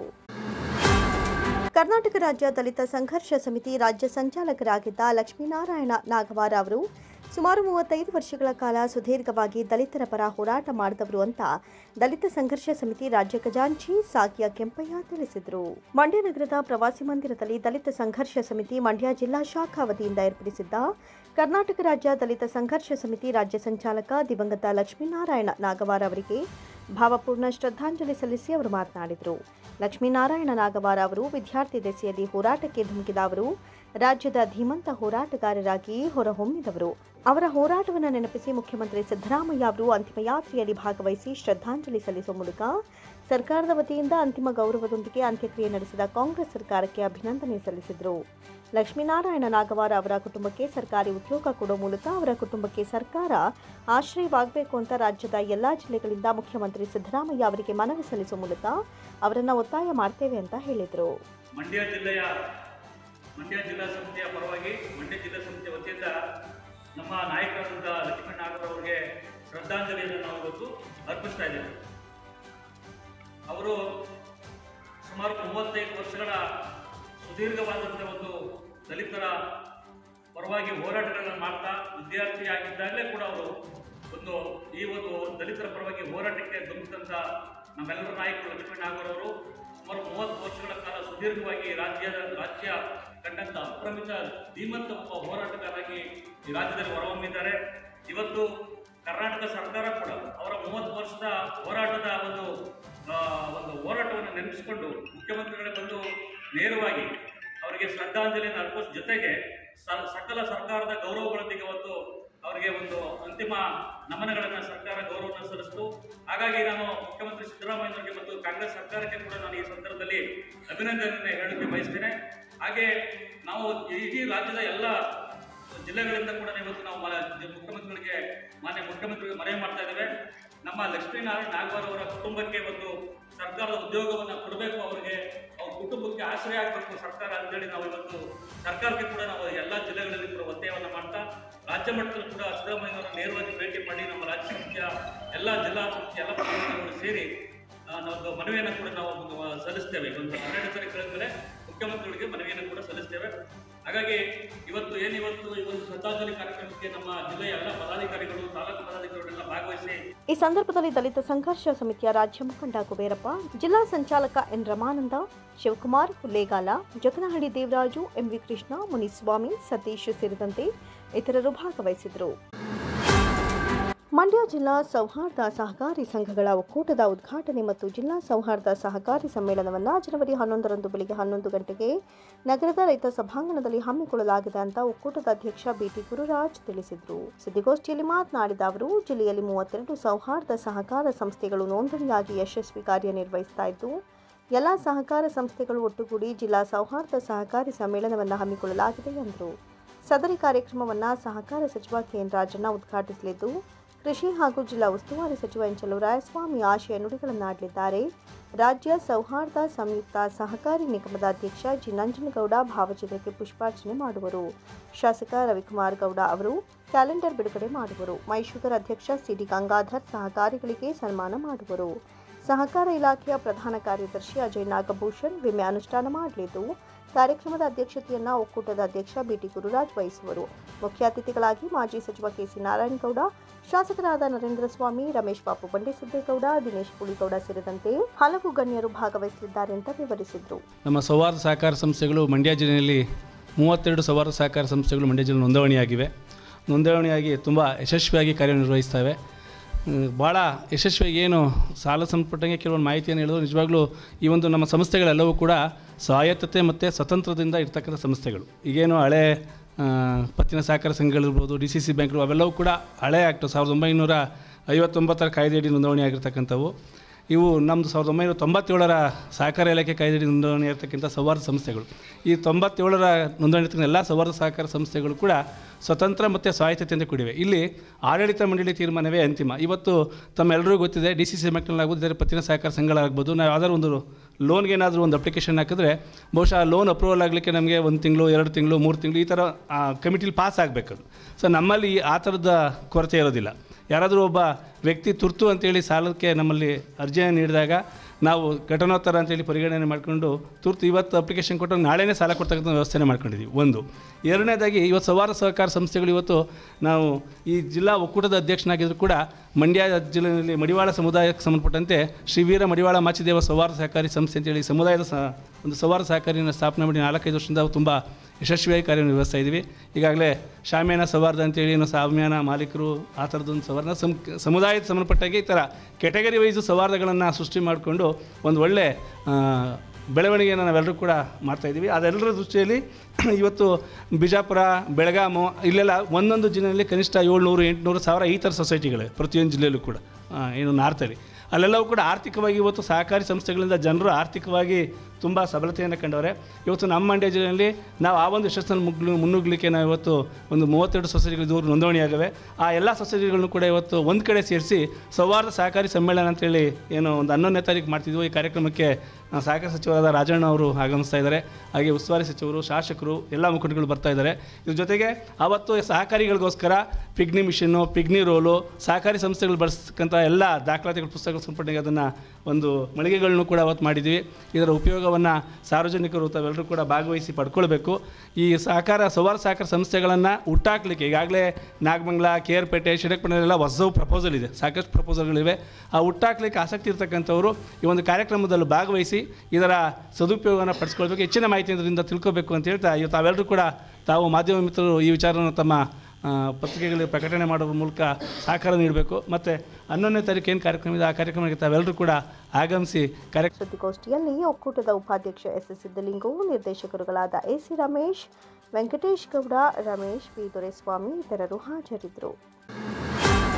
ಕರ್ನಾಟಕ ಮೂಡಲಪಾಯ ಯಕ್ಷಗಾನ ಪರಿಷತ್ತಿನ ಸಹಯೋಗದೊಂದಿಗೆ ಕರ್ನಾಟಕ ಸಂಘದಲ್ಲಿ 1 ವರ್ಷದ ಮೂಡಲಪಾಯ ಯಕ್ಷಗಾನ ಕಲಿಕಾ ತರಗತಿಗಳನ್ನು ಆರಂಭಿಸಲು ಮೈಸೂರಿನ ಡಾಕ್ಟರ್ ಗಂಗೂಬಾಯಿ ಹಾನಗಲ್ ಪ್ರದರ್ಶಕ ವಿಶ್ವವಿದ್ಯಾನಿಲಯದಿಂದ ಅನುಮತಿ ನೀಡಲಾಗಿದೆ ಅಂತ ಸಂಘದ ಅಧ್ಯಕ್ಷ ಪ್ರೊಫೆಸರ್ ಜಯಪ್ರಕಾಶ್ ಗೌಡ ತಿಳಿಸಿದರು. ಸುದ್ದಿಗೋಷ್ಠಿಯಲ್ಲಿ ಮಾತನಾಡಿದ ಅವರು, ಈ ಸಂಬಂಧ ತರಗತಿಗಳನ್ನು ಫೆಬ್ರವರಿ ಮಾಹೆಯಿಂದ ಪ್ರಾರಂಭಿಸಲಿದ್ದು, ಕಲಿಕಾ ಕೇಂದ್ರದ ಶೈಕ್ಷಣಿಕ ತರಬೇತಿ ಅವಧಿ 10 ತಿಂಗಳಾಗಿದ್ದು 18ರಿಂದ 40 ವರ್ಷದ ಆಸಕ್ತರು ಅರ್ಜಿ ಸಲ್ಲಿಸಿ ನೋಂದಾಯಿಸಿಕೊಳ್ಳಬಹುದಾಗಿದೆ ಎಂದರು. ತರಬೇತಿಗೆ 15ರಿಂದ 40 ಮಂದಿ ಪ್ರವೇಶಕ್ಕೆ ಅವಕಾಶವಿದ್ದು ಕನಿಷ್ಠ 10ನೇ ತರಗತಿಯ ವಿದ್ಯಾರ್ಹತೆ ಹೊಂದಿರಬೇಕು. ಪ್ರತಿ ಶನಿವಾರ ಮಧ್ಯಾಹ್ನ 2ರಿಂದ ಭಾನುವಾರ ಮಧ್ಯಾಹ್ನ 2ರವರೆಗೆ ತರಗತಿಗಳು ನಡೆಯಲಿದ್ದು ಕಲಿಕಾರ್ಥಿಗಳಿಗೆ ತರಬೇತಿ ಅವಧಿಯಲ್ಲಿ ಉಚಿತ ಊಟ ಮತ್ತು ವ್ಯವಸ್ಥೆ ಸೌಲಭ್ಯ ನೀಡಲಾಗುವುದು. ಇದಕ್ಕೆ ವಾರ್ಷಿಕ 2,000 ರೂಪಾಯಿಗಳ ಶುಲ್ಕ ನಿಗದಿಪಡಿಸಿದ್ದು ವಾರ್ಷಿಕ ಪರೀಕ್ಷೆ ನಂತರ ವಿಶ್ವವಿದ್ಯಾನಿಲಯದಿಂದ ಪ್ರಮಾಣ ಪತ್ರ ನೀಡಲಾಗುತ್ತೆ ಅಂತ ವಿವರಿಸಿದರು. ಕರ್ನಾಟಕ ಸಂಘಕ್ಕೆ ಅವರ ಜೊತೆಯಲ್ಲಿ ಅವರ ಸಹಕಾರ ಯಾವಾಗಲೂ ಕೂಡ ಇದೆ. ರಂಗಭೂಮಿಯ ಚಟುವಟಿಕೆಗೆ ಅವರು ಯಾವಾಗಲೂ ಕೂಡ ನಮ್ಮ ಜೊತೆಯಲ್ಲಿ ಸ್ಪಂದಿಸ್ತಕ್ಕಂಥವ್ರು. ನಿಮಗೆಲ್ಲ ಗೊತ್ತಿದೆ, ಕಳೆದ 4-5 ವರ್ಷಗಳ ಹಿಂದೆ ಈ ನಮ್ಮ ಬಯಲು ಸೀಮೆಯ ಪ್ರಾಚೀನ ಕಲೆಯಾಗಿರ್ತಕ್ಕಂಥ ಮೂಡಲಪಾಯ ಯಕ್ಷಗಾನದ ಪುನರುಜ್ಜೀವನಕ್ಕೆ ಕರ್ನಾಟಕ ಸಂಘ ಪ್ರಯತ್ನ ಮಾಡ್ತಾ ಇರ್ತಕ್ಕಂಥ ತಮಗೆಲ್ಲ ಗೊತ್ತಿದೆ. ಈಗಾಗಲೇ ಹಲವಾರು ಶಾಲೆಗಳಲ್ಲಿ ಆ ನಾಟಕವನ್ನು ಅಥವಾ ನಾಟಕವನ್ನು ಮೂಡಲಪಾಯ ಯಕ್ಷಗಾನವನ್ನು ಪುನರುಜ್ಜೀವನಗೊಳಿಸ್ತಕ್ಕಂಥ ಕೆಲಸ ಪ್ರಾರಂಭ ಆಗಿ ಅನಕೆರೆಯ ಶಾಲೆಯ ಮಕ್ಕಳು ದೇವಿ ಮಹಾತ್ಮೆ ಅನ್ನುವಂಥ ನಾಟಕವನ್ನು 30 ಪ್ರದರ್ಶನಗಳನ್ನು ಡೆಲ್ಲಿ ಮುಂತಾದ ಕಡೆಗಳೆಲ್ಲ ಮಾಡಿದ್ದಾರೆ. ಆನಂತರ ನಮ್ಮ ಹಲವಾರು ಸರ್ಕಾರಿ ಶಾಲೆಗಳಿಗೆ ನಾವು ನಿರ್ದೇಶಕರನ್ನು, ಭಾಗವತರನ್ನು ಕಳಿಸಿ ತಂಡವನ್ನು ತಯಾರು ಮಾಡಿ ಈಗ ನಾಡಿನ ಬೇರೆ ಬೇರೆ ಕಡೆ ಆ ತಂಡಗಳು ಪ್ರಯತ್ನ ಮಾಡ್ತಾ ಇರ್ತಕ್ಕಂಥ ಪ್ರದರ್ಶನ ಇಡ್ತಾ ಇರ್ತಕ್ಕಂಥದ್ದು ಗೊತ್ತಿದೆ. ಮೂಡಲಪಾಯ ಯಕ್ಷಗಾನ ನಿಮಗೆಲ್ಲ ಗೊತ್ತಿರುವ ಹಾಗೆ ಪಡುವಲಪಾಯ ಯಕ್ಷಗಾನ ಕೂಡ ಪ್ರಾಚೀನವಾಗಿರ್ತಕ್ಕಂಥದ್ದು ಅನ್ನೋದನ್ನು ಇತ್ತೀಚೆಗೆ ನಮ್ಮ ನರಹಳ್ಳಿ ಬಾಲಸುಬ್ರಹ್ಮಣ್ಯಂ ಒಂದು ಪುಸ್ತಕವನ್ನೇ ಬರೆದಿದ್ದಾರೆ. ಸಂಶೋಧನೆ ಮಾಡಿ ಪಡುವಲಪಾಯ ಯಕ್ಷಗಾನಕ್ಕಿಂತಲೂ ಕೂಡ ಭಾಳ ಪ್ರಾಚೀನವಾದದ್ದು ಮೂಡಲಪಾಯ ಯಕ್ಷಗಾನ ಅಂತ. ಹಕ್ಕ ರಾಜೇಗೌಡರು ಅದರ ಮೂಲ ಪುರುಷ ಮಂಡ್ಯ ಜಿಲ್ಲೆಯ ಅಂದೇನಹಳ್ಳಿಯ ಕೆಂಪಣ್ಣಗೌಡ ಅನ್ನೋದನ್ನು ಕೂಡ ಗುರುತಿಸಿ ಅವರ 3 ಪ್ರಸಂಗಗಳನ್ನು ಸಂಗ್ರಹ ಮಾಡಿರ್ತಕ್ಕಂಥದ್ದು ತಮಗೆಲ್ಲ ಆಗಲೇ ನಾವು ಅನೇಕ ಸಾರಿ ಮಾತಾಡಿದ್ದೇವೆ. ಅದನ್ನನುಸರಿಸಿ ಆ ಹೊತ್ತಿಗೆ ನಮಗೆ ಈ ನೆರವಿಗೆ ಬಂದಂಥವರು ಸನ್ಮಾನ್ಯ ನಮ್ಮ ಹಿರಿಯ ಅಧಿಕಾರಿಯಾಗಿರ್ತಕ್ಕಂಥ ಜಯರಾಮ್ ರಾಯಪುರ ಅವರು. ನಿಮಗೆ ಜಯರಾಮ್ ರಾಯಪುರ ಮಂಡ್ಯ ಜಿಲ್ಲೆಯ ಉಸ್ತುವಾರಿ ಕಾರ್ಯದರ್ಶಿಗಳು ಕೂಡ ಆಗಿದ್ದರು ಅನ್ನುವಂಥ ತಮಗೆಲ್ಲ ಗೊತ್ತಿದೆ. ಸುದ್ದಿಗೋಷ್ಠಿಯಲ್ಲಿ ಕಲಿಕಾ ಕೇಂದ್ರದ ಪ್ರಾಂಶುಪಾಲ ಪ್ರಮೋದ್ ಶಿಗಾವ್, ನಿರ್ವಾಹಕ ಶಶಿಧರ ಭಾರಿಘಾಟ್ ಹಾಜರಿದ್ದರು. ಮೈಸೂರಿನ ಶ್ರೀ ಜಯದೇವ ಹೃದ್ರೋಗ ವಿಜ್ಞಾನ ಮತ್ತು ಸಂಶೋಧನಾ ಸಂಸ್ಥೆಯ ಆಡಿಟೋರಿಯಂನಲ್ಲಿ ಸರ್ಕಾರಿ ಆಯುರ್ವೇದ ಸಂಶೋಧನಾ ಕೇಂದ್ರ ಮತ್ತು ಶ್ರೀ ಜಯದೇವ ಹೃದ್ರೋಗ ವಿಜ್ಞಾನ ಮತ್ತು ಸಂಶೋಧನಾ ಸಂಸ್ಥೆ ಇವರ ಸಂಯುಕ್ತಾಶ್ರಯದಲ್ಲಿ ವಿಶ್ವ ಧ್ಯಾನ ದಿನ ಮತ್ತು ರಾಷ್ಟ್ರೀಯ ಯುವ ದಿನದ ಪ್ರಯುಕ್ತ ಸುವರ್ಣ ಧ್ಯಾನ ಯುವ ಮಹೋತ್ಸವ ಮತ್ತು ಸುವರ್ಣ ಕರ್ನಾಟಕ ಆಯುಷ್ ಫಾರ್ ಯು ಕನ್ನಡ ವೈಜ್ಞಾನಿಕ ಸಂಚಿಕೆ ಲೋಕಾರ್ಪಣೆ ಮಾಡಲಾಯಿತು. ಈ ಥರ ಇಟ್ಕೊಬೇಕಾದ್ರೆ ಈ ಥರ ಇಟ್ಕೊಂಡಿರ್ಬೇಕಾದ್ರೆ ಈ ಥರ ಬಿಟ್ಟಿರಬೇಕಾದ್ರೆ ಅವರ ಆ ಶರೀರ ಆಕೃತಿ ಏನಿತ್ತು, ಯಾವ ಕಡೆ ಸೌದೋಗಿದೆ ಹೆಚ್ಚು, ವೆಯ್ಟ್ ಯಾವ ಕಡೆ ಬರ್ತಿತ್ತು, ಆಮೇಲೆ ಈ ರೀತಿ ಸೆಲೆಕ್ಟ್ ಮಾಡಬೇಕಾದ್ರೆ ಅವ್ರ ಮನೋ ಪರಿಸ್ಥಿತಿಯನ್ನು ತುಂಬಾ ಆಲೋಚನೆ ಮಾಡ್ತೀವಿ. ಆಮೇಲೆ ಸ್ಟಾರ್ ಆಫ್ ಮೈಸೂರು ಅಂತ ಒಂದು ನ್ಯೂಸ್ ಪೇಪರ್ ಇದೆ ಮೈಸೂರಿನಲ್ಲಿ, ಬಿಟ್ಟಿರಬೇಕು ಅನ್ಸುತ್ತೆ. ಅಲ್ಲಿ ಗಣಪತಿ ಅವರು ಎಡಿಟರ್ ಆಗಿದ್ದಾರೆ. ಅಲ್ಲಿ ನಿಮಗೆ ಕೈ ನೋಡೋದು ಬರುತ್ತಾ ಅಂದರು. ನಾನು ಅವಾಗ ಸುಮಾರು ಜನ ನಾನು ವಿಸಿಟ್ ಮಾಡ್ತಿದ್ರು ಇದಕ್ಕೆಲ್ಲನೂ ಕೇಳೋಕ್ಕೋಸ್ಕರ ಪ್ರಿಡಿಕ್ಷನ್ಸು ಆ ಥರ. ಮತ್ತು ಸೊ ಹಾಗೆ ಅವ್ರ ಪರ್ಸನಾಲಿಟಿ ಬಗ್ಗೆ ಅವ್ರಿಗೆ ಗೊತ್ತಿಲ್ಲ ಅಷ್ಟು ಚೆನ್ನಾಗಿ ತಿಳಿಸೋ ರೀತಿ ಆಗಿದೆ. ಸೊ ಅವಾಗ ಕೇಳಿದ್ವಿ ಕೈ ನೋಡೋಕ್ಕೆ ಬರುತ್ತಾ ಅಂದರು. ನನಗೆ ಭಾಳ ಬೇಜಾರಾಯಿತು. ಬರೀ ಇಷ್ಟೆಲ್ಲ ನಾನು ರಿಸರ್ಚ್ ಮಾಡ್ತಾ ಇದ್ದೀನಿ, ಇಷ್ಟೆಲ್ಲ ಶೋಧನೆ ಮಾಡ್ತಿದ್ದೀನಿ, ಮನುಷ್ಯನ ಅಸ್ತಿತ್ವದ ಬಗ್ಗೆ ಅವ್ರ ಮನಸ್ಥಿತಿ ಬಗ್ಗೆ ಇನ್ನೊಂದು ಸ್ವಲ್ಪ ಹೆಚ್ಚು ಶಕ್ತಿ ಕೊಡಬೇಕಾದ್ರೆ ಟೆಂಪರಿಂಗ್ ಅಂತ ಹೇಳ್ತಾರೆ. ಟೆಂಪರಿಂಗ್ ಸ್ವಲ್ಪ ಕಾಯಿಸಿ ಇತ್ಯಾದಿ ಮಾಡಿ ನಾವು ಮಾಡ್ತಾ ಇರ್ತೀವಿ. ಆ ಥರ ನಮ್ಮ ವ್ಯಕ್ತಿತ್ವದಲ್ಲಿ ಬೇಕಾದಷ್ಟು ಸಾಮರ್ಥ್ಯಗಳು ಇರ್ಬೋದು. ನಾವು ಅದನ್ನು ಗುರುತಿಸ್ಕೊಂಡು ತಪಸ್ಸಿನ ರೀತಿಯಲ್ಲಿ ಅದನ್ನು ನಾವು ಬೆಳೆಸ್ಕೊಳ್ಬೇಕು. ವಿದ್ಯಾರ್ಥಿ ಜೀವನ ಅಂತ ಹೇಳುವಂಥದ್ದು ಒಂದು ತಪಸ್ಸು. ಯಾವಾಗ ಆ ವಿದ್ಯಾರ್ಥಿ ಜೀವನದಲ್ಲಿ ತಪಸ್ಸು ಕಡಿಮೆ ಆಗುತ್ತೆ, ತಪಸ್ಸಂದ್ರೆ ಹಿಮಾಲಯ ಕಾಡಿಗೆ ಹೋಗಬೇಕಾಗಿಲ್ಲ. ವಿದ್ಯಾರ್ಥಿ ಜೀವನವನ್ನು ಸರಿಯಾಗಿ ಅರ್ಥಕೊಂಡು ನಾವು ಮಾಡಿದ್ದೇವೆ, ಅತ್ಯಂತ ಶ್ರದ್ಧೆ ನಿಷ್ಠೆಯಿಂದ ಮಾಡಿದ್ದೆ ಆದರೆ ಅದು ತಪಸ್ಸಾಗುತ್ತೆ. ಆ ತಪಸ್ಸಿನ ಪ್ರತಿಫಲವಾಗಿ ನಮ್ಮಲ್ಲಿರುವಂಥ ಎಲ್ಲ ಸಾಮರ್ಥ್ಯಗಳು ಬೆಳೀತದೆ. ಅದನ್ನು ಸ್ವಾಮಿ ವಿವೇಕಾನಂದರು ನಾವು ನೋಡ್ತೀವಿ, ಎಲ್ಲವನ್ನ ಬೆಳೆಸ್ತಾರೆ. ನಾನು ಕಾಲೇಜು ಸ್ಕೂಲು ವಿದ್ಯಾರ್ಥಿನಿಗೆ ಕೇಳ್ತಾ ಇರ್ತೀನಿ, ಸ್ವಾಮಿ ವಿವೇಕಾನಂದರ ಮಾತು ಬಂದಾಗ ನಿಮಗೆ ಸ್ವಾಮಿ ವಿವೇಕಾನಂದರ ಬಗ್ಗೆ ಏನು ಗೊತ್ತಿದೆ ಹೇಳಿ, ಉಳಿದಿದ್ದನ್ನು ನಾನು ಹೇಳ್ತೀನಿ. ಸಾಮಾನ್ಯವಾಗಿ ಅವರಿಗೆ 2-3 ವಿಷಯ ಗೊತ್ತಿರುತ್ತೆ. ಏನು ಗೊತ್ತಿರುತ್ತೆ? ಸ್ವಾಮಿ ವಿವೇಕಾನಂದರ ಬಾಲ್ಯದ ಹೆಸರು ನಾನು ಇಲ್ಲಿ ಗೊತ್ತು. ಅವರು ಚಿಕಾಗೋ ಹೋಗಿದ್ರು, ಆಕೆ ಸರ್ವಧರ್ಮ ಸಮ್ಮೇಳನಕ್ಕೆ ಹೋಗಿದ್ರು ಇತ್ಯಾದಿ. ಮತ್ತು 3ನೇ ವಿಷಯ ಹೆಚ್ಚಿನವ್ರಿಗೆ ಗೊತ್ತಿರ್ಬೋದು, ಎಲ್ಲರಿಗೂ ಗೊತ್ತಿಲ್ಲದೆ ಇರ್ಬೋದು, ಅವರು ಒಬ್ಬ ದೇಶಭಕ್ತ ಸಂತ. ಕೇಳಿದಿರಾ? ಭಾರತದ ಬಗ್ಗೆ ಅವ್ರಿಗೆ ಇದ್ದಂಥ ಕಾಳಜಿ. ಅವ್ರು ಹೇಳಿದ್ರು, ಯಾಕೆ ನಾನು ಭಾರತವನ್ನು ಪ್ರೀತಿಸ್ತೀನಿ ಗೊತ್ತಾ? ನಾನು ಹಿಂತಿರುಗಿ ನೋಡಿದ್ದೀನಿ, ನಮ್ಮ ಪೂರ್ವಜರನ್ನ ನೋಡಿದ್ದೀನಿ, ನಮ್ಮ ಇತಿಹಾಸವನ್ನು ನೋಡಿದ್ದೀನಿ, ಗತಿಸಿ ಹೋದಂಥ ವೈಭವವನ್ನು ನಾನು ಅಧ್ಯಯನ ಮಾಡಿದ್ದೀನಿ, ನನಗದ್ರ ಬಗ್ಗೆ ಗೊತ್ತಿಲ್ಲ. ಆದ್ದರಿಂದ ನನ್ನ ದೇಶದ ಬಗ್ಗೆ, ದೇಶದ ಜನರ ಬಗ್ಗೆ ಅಷ್ಟು ಅಭಿಮಾನ ನನಗೆ. ಅವರಲ್ಲಿ ಸಾಮರ್ಥ್ಯ ಇದೆ, ಮುಂದೆ ಬಂದೇ ಬರ್ತಾರೆ. ಬೇರೆ ಯಾವ ದೇಶದಲ್ಲೂ ಇಲ್ಲದೇ ಇರುವಂತಹ ಹೆಚ್ಚುಗಾರಿಕೆ ನಮ್ಮಲ್ಲಿದೆ, ನಮ್ಮ ಸಂಸ್ಕೃತಿ. ಈ ಸಂದರ್ಭದಲ್ಲಿ ಯುಕ್ತೇಶಾನಂದಜಿ ಮಹಾರಾಜ್, ಕರೆಸ್ಪಾಂಡೆಂಟ್ ರಾಮಕೃಷ್ಣ ವಿದ್ಯಾಶಾಲೆ ಮೈಸೂರು ಹಾಗೂ ಶ್ರೀನಿವಾಸ ಅರ್ಕ ಗುರೂಜಿ ಸಂಸ್ಥಾಪಕರು, ಅರ್ಕಧಾಮ ಮೈಸೂರು ಮತ್ತು ಡಾಕ್ಟರ್ ಕೆ ಸದಾನಂದ ಪ್ರಾಧ್ಯಾಪಕರು, ಶ್ರೀ ಜಯದೇವ ಹೃದ್ರೋಗ ವಿಜ್ಞಾನ ಸಂಶೋಧನಾ ಸಂಸ್ಥೆ ಮೈಸೂರು ಹಾಗೂ ಯೋಗಾತ್ಮ ಹರಿಯೋಗ ಫೆಡರೇಷನ್ ಮೈಸೂರು ಮತ್ತು ಪ್ರಾಚಾರ್ಯರು ಜಿಎನ್ಸಿ ವೈಎಂಸಿ ಡಾಕ್ಟರ್ ಮೈತ್ರಿ ಆರ್ಸಿ ಹಾಗೂ ಡಾಕ್ಟರ್ ರಾಧಾಕೃಷ್ಣ ರಾಮರಾವ್, ಪ್ರಾಚಾರ್ಯರು ಜಿಎಎಂಸಿ ಮೈಸೂರು ಮತ್ತು ಡಾಕ್ಟರ್ ಲಕ್ಷ್ಮೀನಾರಾಯಣ ಶೆಣೈ, ಸಹಾಯಕ ನಿರ್ದೇಶಕರು, ಸರ್ಕಾರಿ ಆಯುರ್ವೇದ ಸಂಶೋಧನಾ ಕೇಂದ್ರ ಇನ್ನು ಮುಂತಾದವರು ಭಾಗಿಯಾಗಿದ್ದರು. ಜೆಡಿಎಸ್ ಮತ್ತು ಕಾಂಗ್ರೆಸ್ ಪಕ್ಷದ ರಾಜಕೀಯ ಮುಖಂಡರ ಒಣ ಪ್ರತಿಷ್ಠೆ ಮತ್ತು ಗ್ರಾಮ ಪಂಚಾಯಿತಿ ಮಕ್ಕಳ ಶಿಶು ಅಭಿವೃದ್ಧಿ ಇಲಾಖೆಯ ಅಧಿಕಾರಿಗಳು ಬೇಜವಾಬ್ದಾರಿತನದಿಂದ ಅಂದವಾದ ಅಂಗನವಾಡಿ ಕಟ್ಟಡ 5 ವರ್ಷವಾದರೂ ಉದ್ಘಾಟನೆಗೊಳ್ಳದೆ ಕಟ್ಟಡ ದುಸ್ಥಿತಿಯತ್ತ ಸಾಗಿರುವುದು ನಾಗಮಂಗಲ ತಾಲೂಕಿನ ಹೊಣಕೆರೆ ಹೋಬಳಿಯ ಚಾಗಟಹಳ್ಳಿ ಗ್ರಾಮದಲ್ಲಿ ನಡೆದಿದೆ. 2019ನೇ ಸಾಲಿನಲ್ಲಿ 8.5 ಲಕ್ಷ ರೂಪಾಯಿ ಅಂದಾಜು ವೆಚ್ಚದಲ್ಲಿ ಅಂಗನವಾಡಿ ಕಟ್ಟಡವನ್ನು ಮಣ್ಣಹಳ್ಳಿ ಗ್ರಾಮ ಪಂಚಾಯಿತಿ ವತಿಯಿಂದ NRIG ಯೋಜನೆ ಅಡಿಯಲ್ಲಿ ನಿರ್ಮಾಣ ಮಾಡಲಾಗಿತ್ತು. ಈ ಕಟ್ಟಡಕ್ಕೆ ಗ್ರಾಮ ಪಂಚಾಯಿತಿ ವತಿಯಿಂದ 5.50 ಲಕ್ಷ ರೂಪಾಯಿ ಹಾಗೂ ಶಿಶು ಅಭಿವೃದ್ಧಿ ಇಲಾಖೆಯಿಂದ 3 ಲಕ್ಷ ರೂಪಾಯಿ ಅನುದಾನ ಮಂಜೂರು ಮಾಡಲಾಗಿದೆ. ಆದರೆ ಕಾಮಗಾರಿ ಪೂರ್ಣಗೊಂಡ 5 ವರ್ಷ ಕಳೆದರೂ ನೂತನ ಕಟ್ಟಡವನ್ನು ತಮ್ಮ ಸುಪರ್ದಿಗೆ ಪಡೆಯದ ಗ್ರಾಮ ಪಂಚಾಯಿತಿ ಮತ್ತು ಶಿಶು ಅಭಿವೃದ್ಧಿ ಇಲಾಖೆ ಅಧಿಕಾರಿಗಳು ನಿರ್ಲಕ್ಷ್ಯತನದಿಂದ ಅಂಗನವಾಡಿಯನ್ನು ಶಾಲಾ ಕಟ್ಟಡದಲ್ಲಿ ನಡೆಸಲಾಗ್ತಾ ಇದೆ.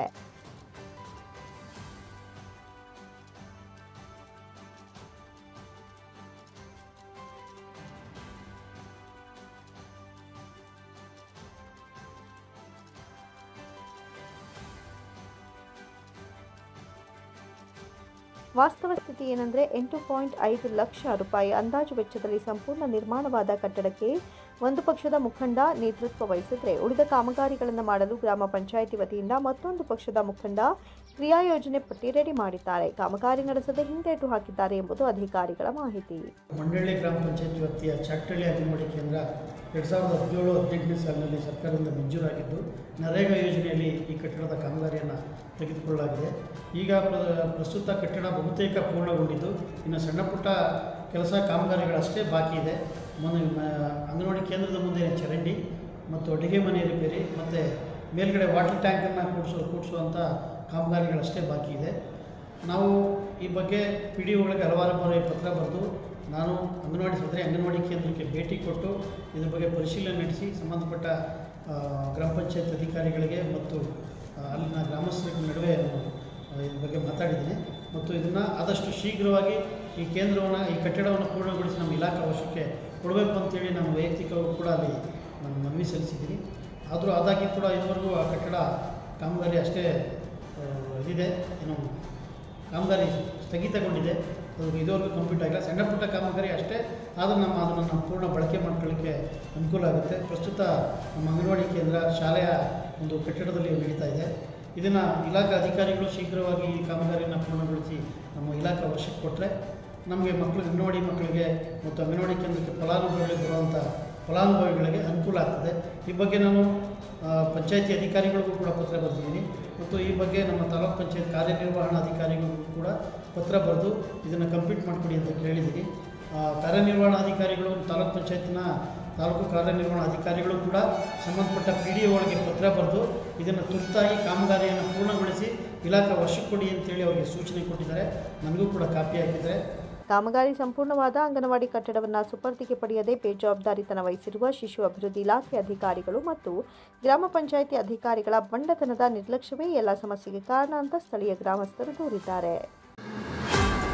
ಕಾಂಗ್ರೆಸ್ ಸರ್ಕಾರದ 5 ಗ್ಯಾರಂಟಿ ಯೋಜನೆಗಳ ಅನುಷ್ಠಾನ ಸಮಿತಿ ಸಭೆ ಟಿ ನರಸೀಪುರ ಪಟ್ಟಣದ ತಾಲೂಕು ಪಂಚಾಯಿತಿ ಸಭಾಂಗಣದಲ್ಲಿ ಯೋಜನೆ ಅಧ್ಯಕ್ಷ ಮಹದೇವ ಪ್ರಭು ಅವರ ಅಧ್ಯಕ್ಷತೆಯಲ್ಲಿ ನಡೆಯಿತು.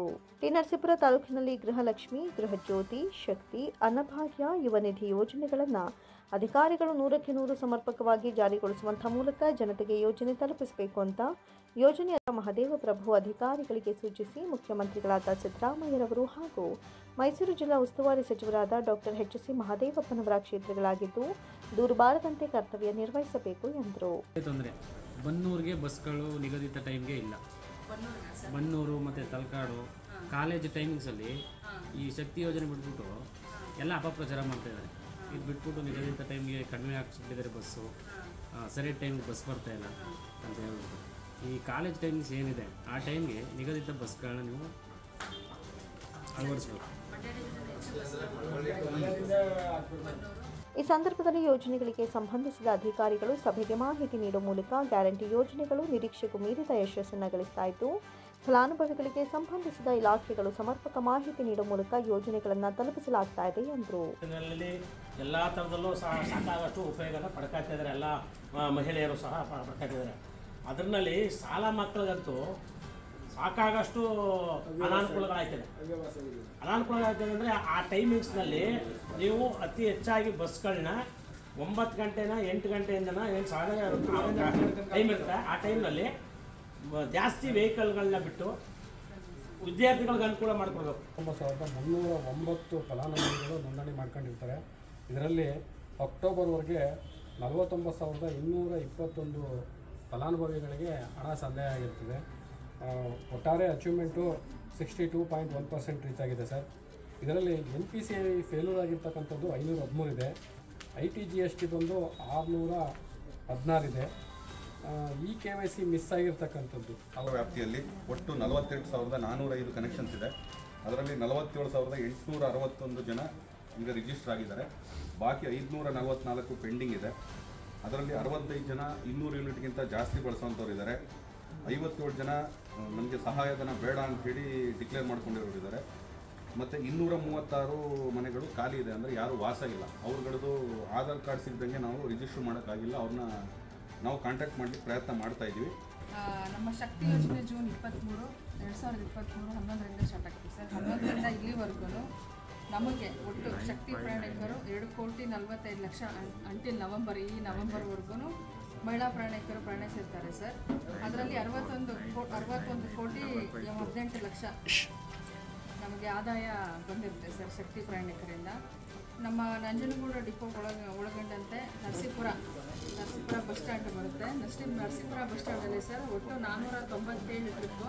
ಈ ಸಂದರ್ಭದಲ್ಲಿ ಇಒ ಅನಂತರಾಜು, ತಾಲೂಕು ಯೋಜನಾಧಿಕಾರಿ ರಂಗಸ್ವಾಮಿ ಸೇರಿದಂತೆ ಗ್ಯಾರಂಟಿ ಯೋಜನೆಗಳ ಸದಸ್ಯರುಗಳು ಹಾಜರಿದ್ದರು. ನಾಗಮಂಗಲ ತಾಲೂಕಿನ ಬೆಂಡಿಗನವಿಲೆ ಹೋಬಳಿಯ ಕದಬಹಳ್ಳಿ ಗ್ರಾಮದ ಪುರಾಣ ಪ್ರಸಿದ್ಧ ಚೋಳರ ಕಾಲದ ನಿರ್ಮಿತ ಕಾವೇರಿ ರಂಗನಾಥ ಸ್ವಾಮಿಗೆ ಪೂರ್ವಿಕರು ನಡೆಸಿಕೊಂಡು ಬಂದಂತಹ ನರಿಜಾತ್ರೆಗೆ ಸಡಗರದಿಂದ ಕದಬಹಳ್ಳಿ ಗ್ರಾಮಸ್ಥರು ಸಜ್ಜಾಗ್ತಾ ಇದ್ದಾರೆ. ನರಿಜಾತ್ರೆ ಅಂದರೆ ಕದಬಹಳ್ಳಿ ಗ್ರಾಮದ ಸುತ್ತಮುತ್ತ ಜನತೆಗೆ ಸಂಭ್ರಮದ ಸಡಗರದ ಸ್ವಾಮಿ ಕಾವೇರಿ ರಂಗನಾಥನು ಬೇಟೆಯಾಡದಂತಹ ಕುರುಹುಗಳು ಈ ಕ್ಷೇತ್ರದಲ್ಲಿವೆ.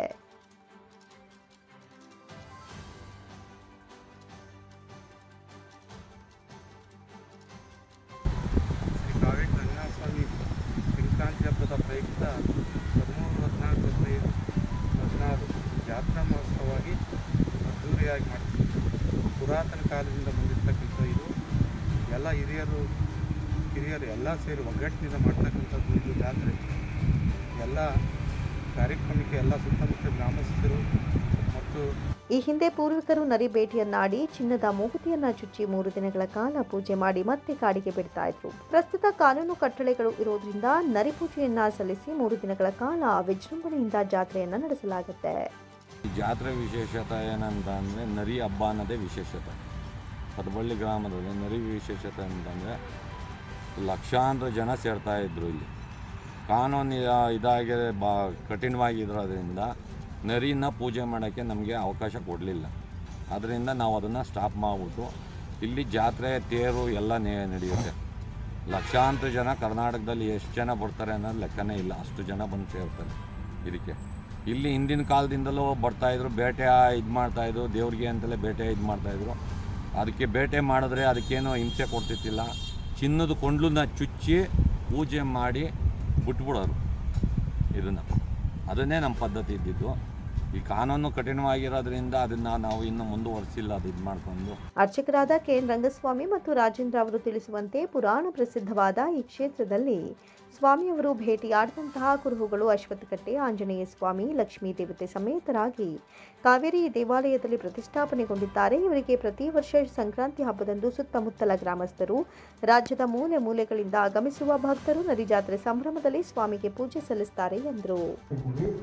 ಈ ದೇವಸ್ಥಾನದ್ದು ನಾಗಮಂಗಲ ತಾಲೂಕು ಬಿಂಡಿಗನ ಹೋಬಳಿ ಕದಬಳ್ಳಿ ಗ್ರಾಮದ ಪ್ರಸಿದ್ಧವಾದ ಕಾವೇರಿ ರಂಗನಾಥ ಸ್ವಾಮಿ ಎಂಬುದು ತುಂಬ ಪ್ರಸಿದ್ಧವಾಗಿದೆ.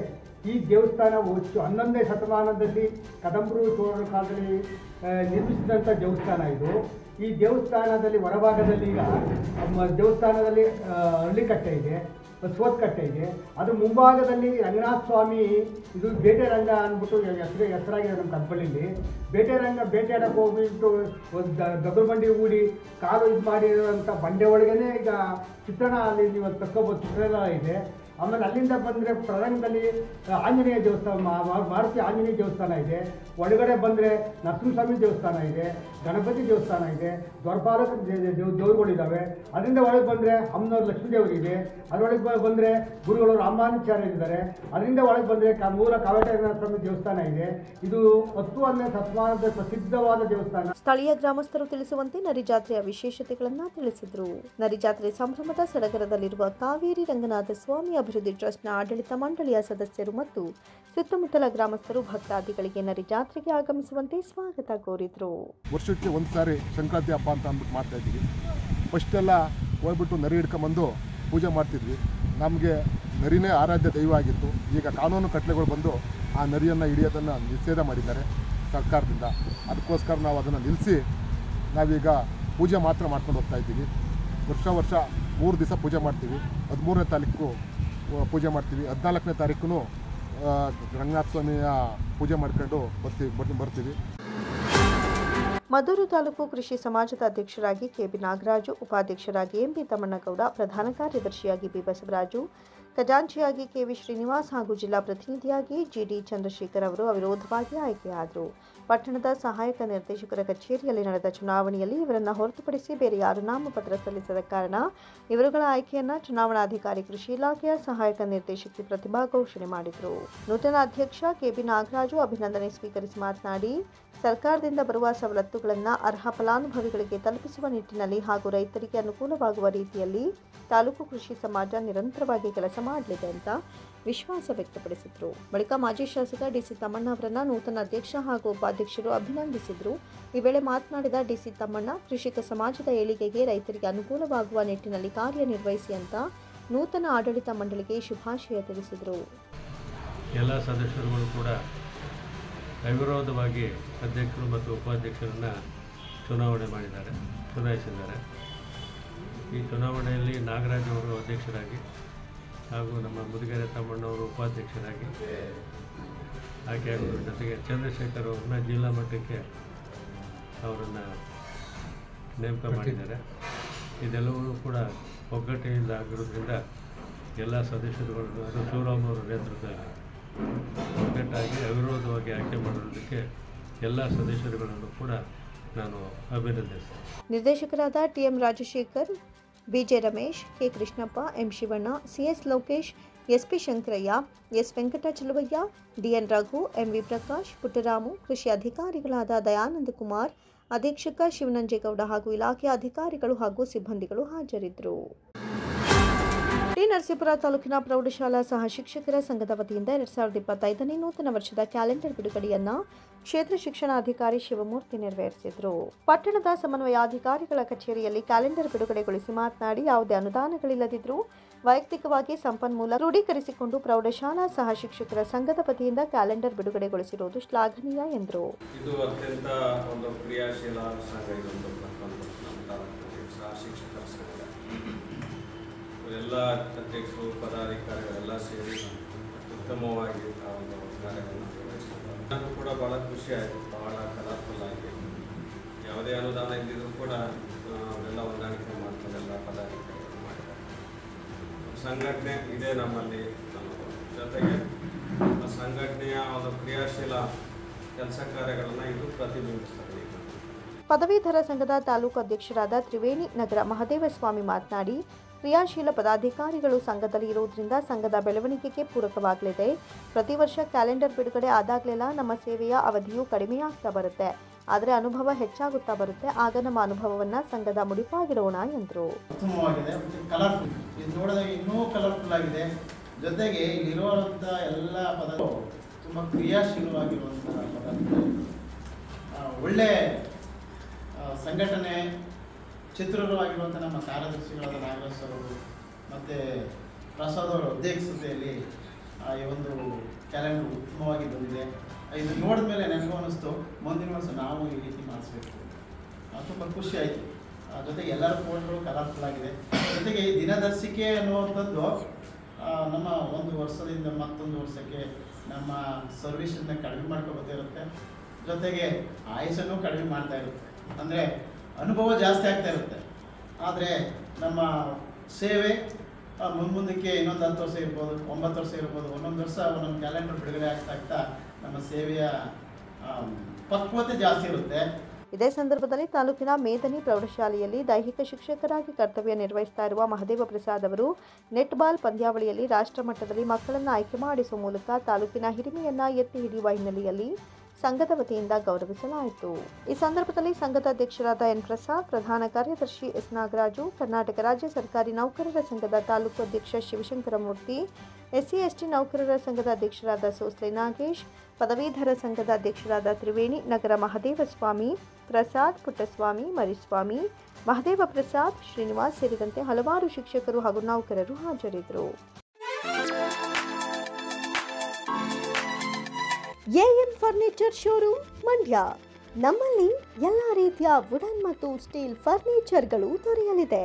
ಬೆಡ್ರೂಮ್ ಸೆಟ್ಗಳು, ವಾರ್ಡ್ರೋಬ್ಗಳು, ಡೈನಿಂಗ್ ಸೆಟ್ಗಳು, ಸೋಫಾಗಳು, ಸ್ಟಡಿ ಟೇಬಲ್ಗಳು, ಕಚೇರಿ ಪೀಠೋಪಕರಣಗಳನ್ನು ಒಳಗೊಂಡಂತೆ ಸಾಂಪ್ರದಾಯಿಕ ಮತ್ತು ಆಧುನಿಕ ಉನ್ನತ ಗುಣಮಟ್ಟದ ವಿನ್ಯಾಸಗಳ ಶ್ರೇಣಿಯನ್ನ ನೀಡುತ್ತದೆ. ರೆಡಿಮೇಡ್ ಮತ್ತು ಕಸ್ಟಮ್ ಪೀಠೋಪಕರಣಗಳ ಆಯ್ಕೆಗಳು ಕೈಗೆಟಕುವ ಬೆಲೆಯಲ್ಲಿ ಲಭ್ಯವಿದೆ. ಗುಣಮಟ್ಟಕ್ಕೆ ಹೆಸರುವಾಸಿಯಾಗಿರುವ ಎಎಂ ಫರ್ನಿಚರ್ ಶೋರೂಮ್ನಲ್ಲಿ ಮನೆ, ಕಚೇರಿ, ಶಾಲಾ ಕಾಲೇಜುಗಳು ಮತ್ತು ಪೂಜಾ ಸ್ಥಳಗಳಿಗೆ ಪೀಠೋಪಕರಣಗಳು ಮತ್ತು ಆಂತರಿಕ ವಸ್ತುಗಳನ್ನು ಸ್ಪರ್ಧಾತ್ಮಕ ಬೆಲೆಯಲ್ಲಿ ನೀಡಲಾಗುತ್ತೆ. ಗ್ರಾಹಕರ ಅಗತ್ಯವನ್ನ ಪೂರೈಸಲು ಕಸ್ಟಮೈಸ್ ಮಾಡಿದ ಪೀಠೋಪಕರಣಗಳು ಮತ್ತು ಇಎಂಐ ಸೌಲಭ್ಯ ದೊರೆಯಲಿದೆ. ಹೆಚ್ಚಿನ ಮಾಹಿತಿಗಾಗಿ ಭೇಟಿ ನೀಡಿ AM furniture showroom, Holal circle, Nagamangala road, Srinivasa temple road, Mandya. ದೂರವಾಣಿ ಸಂಖ್ಯೆ 9900622012 ಮತ್ತು 7019954294.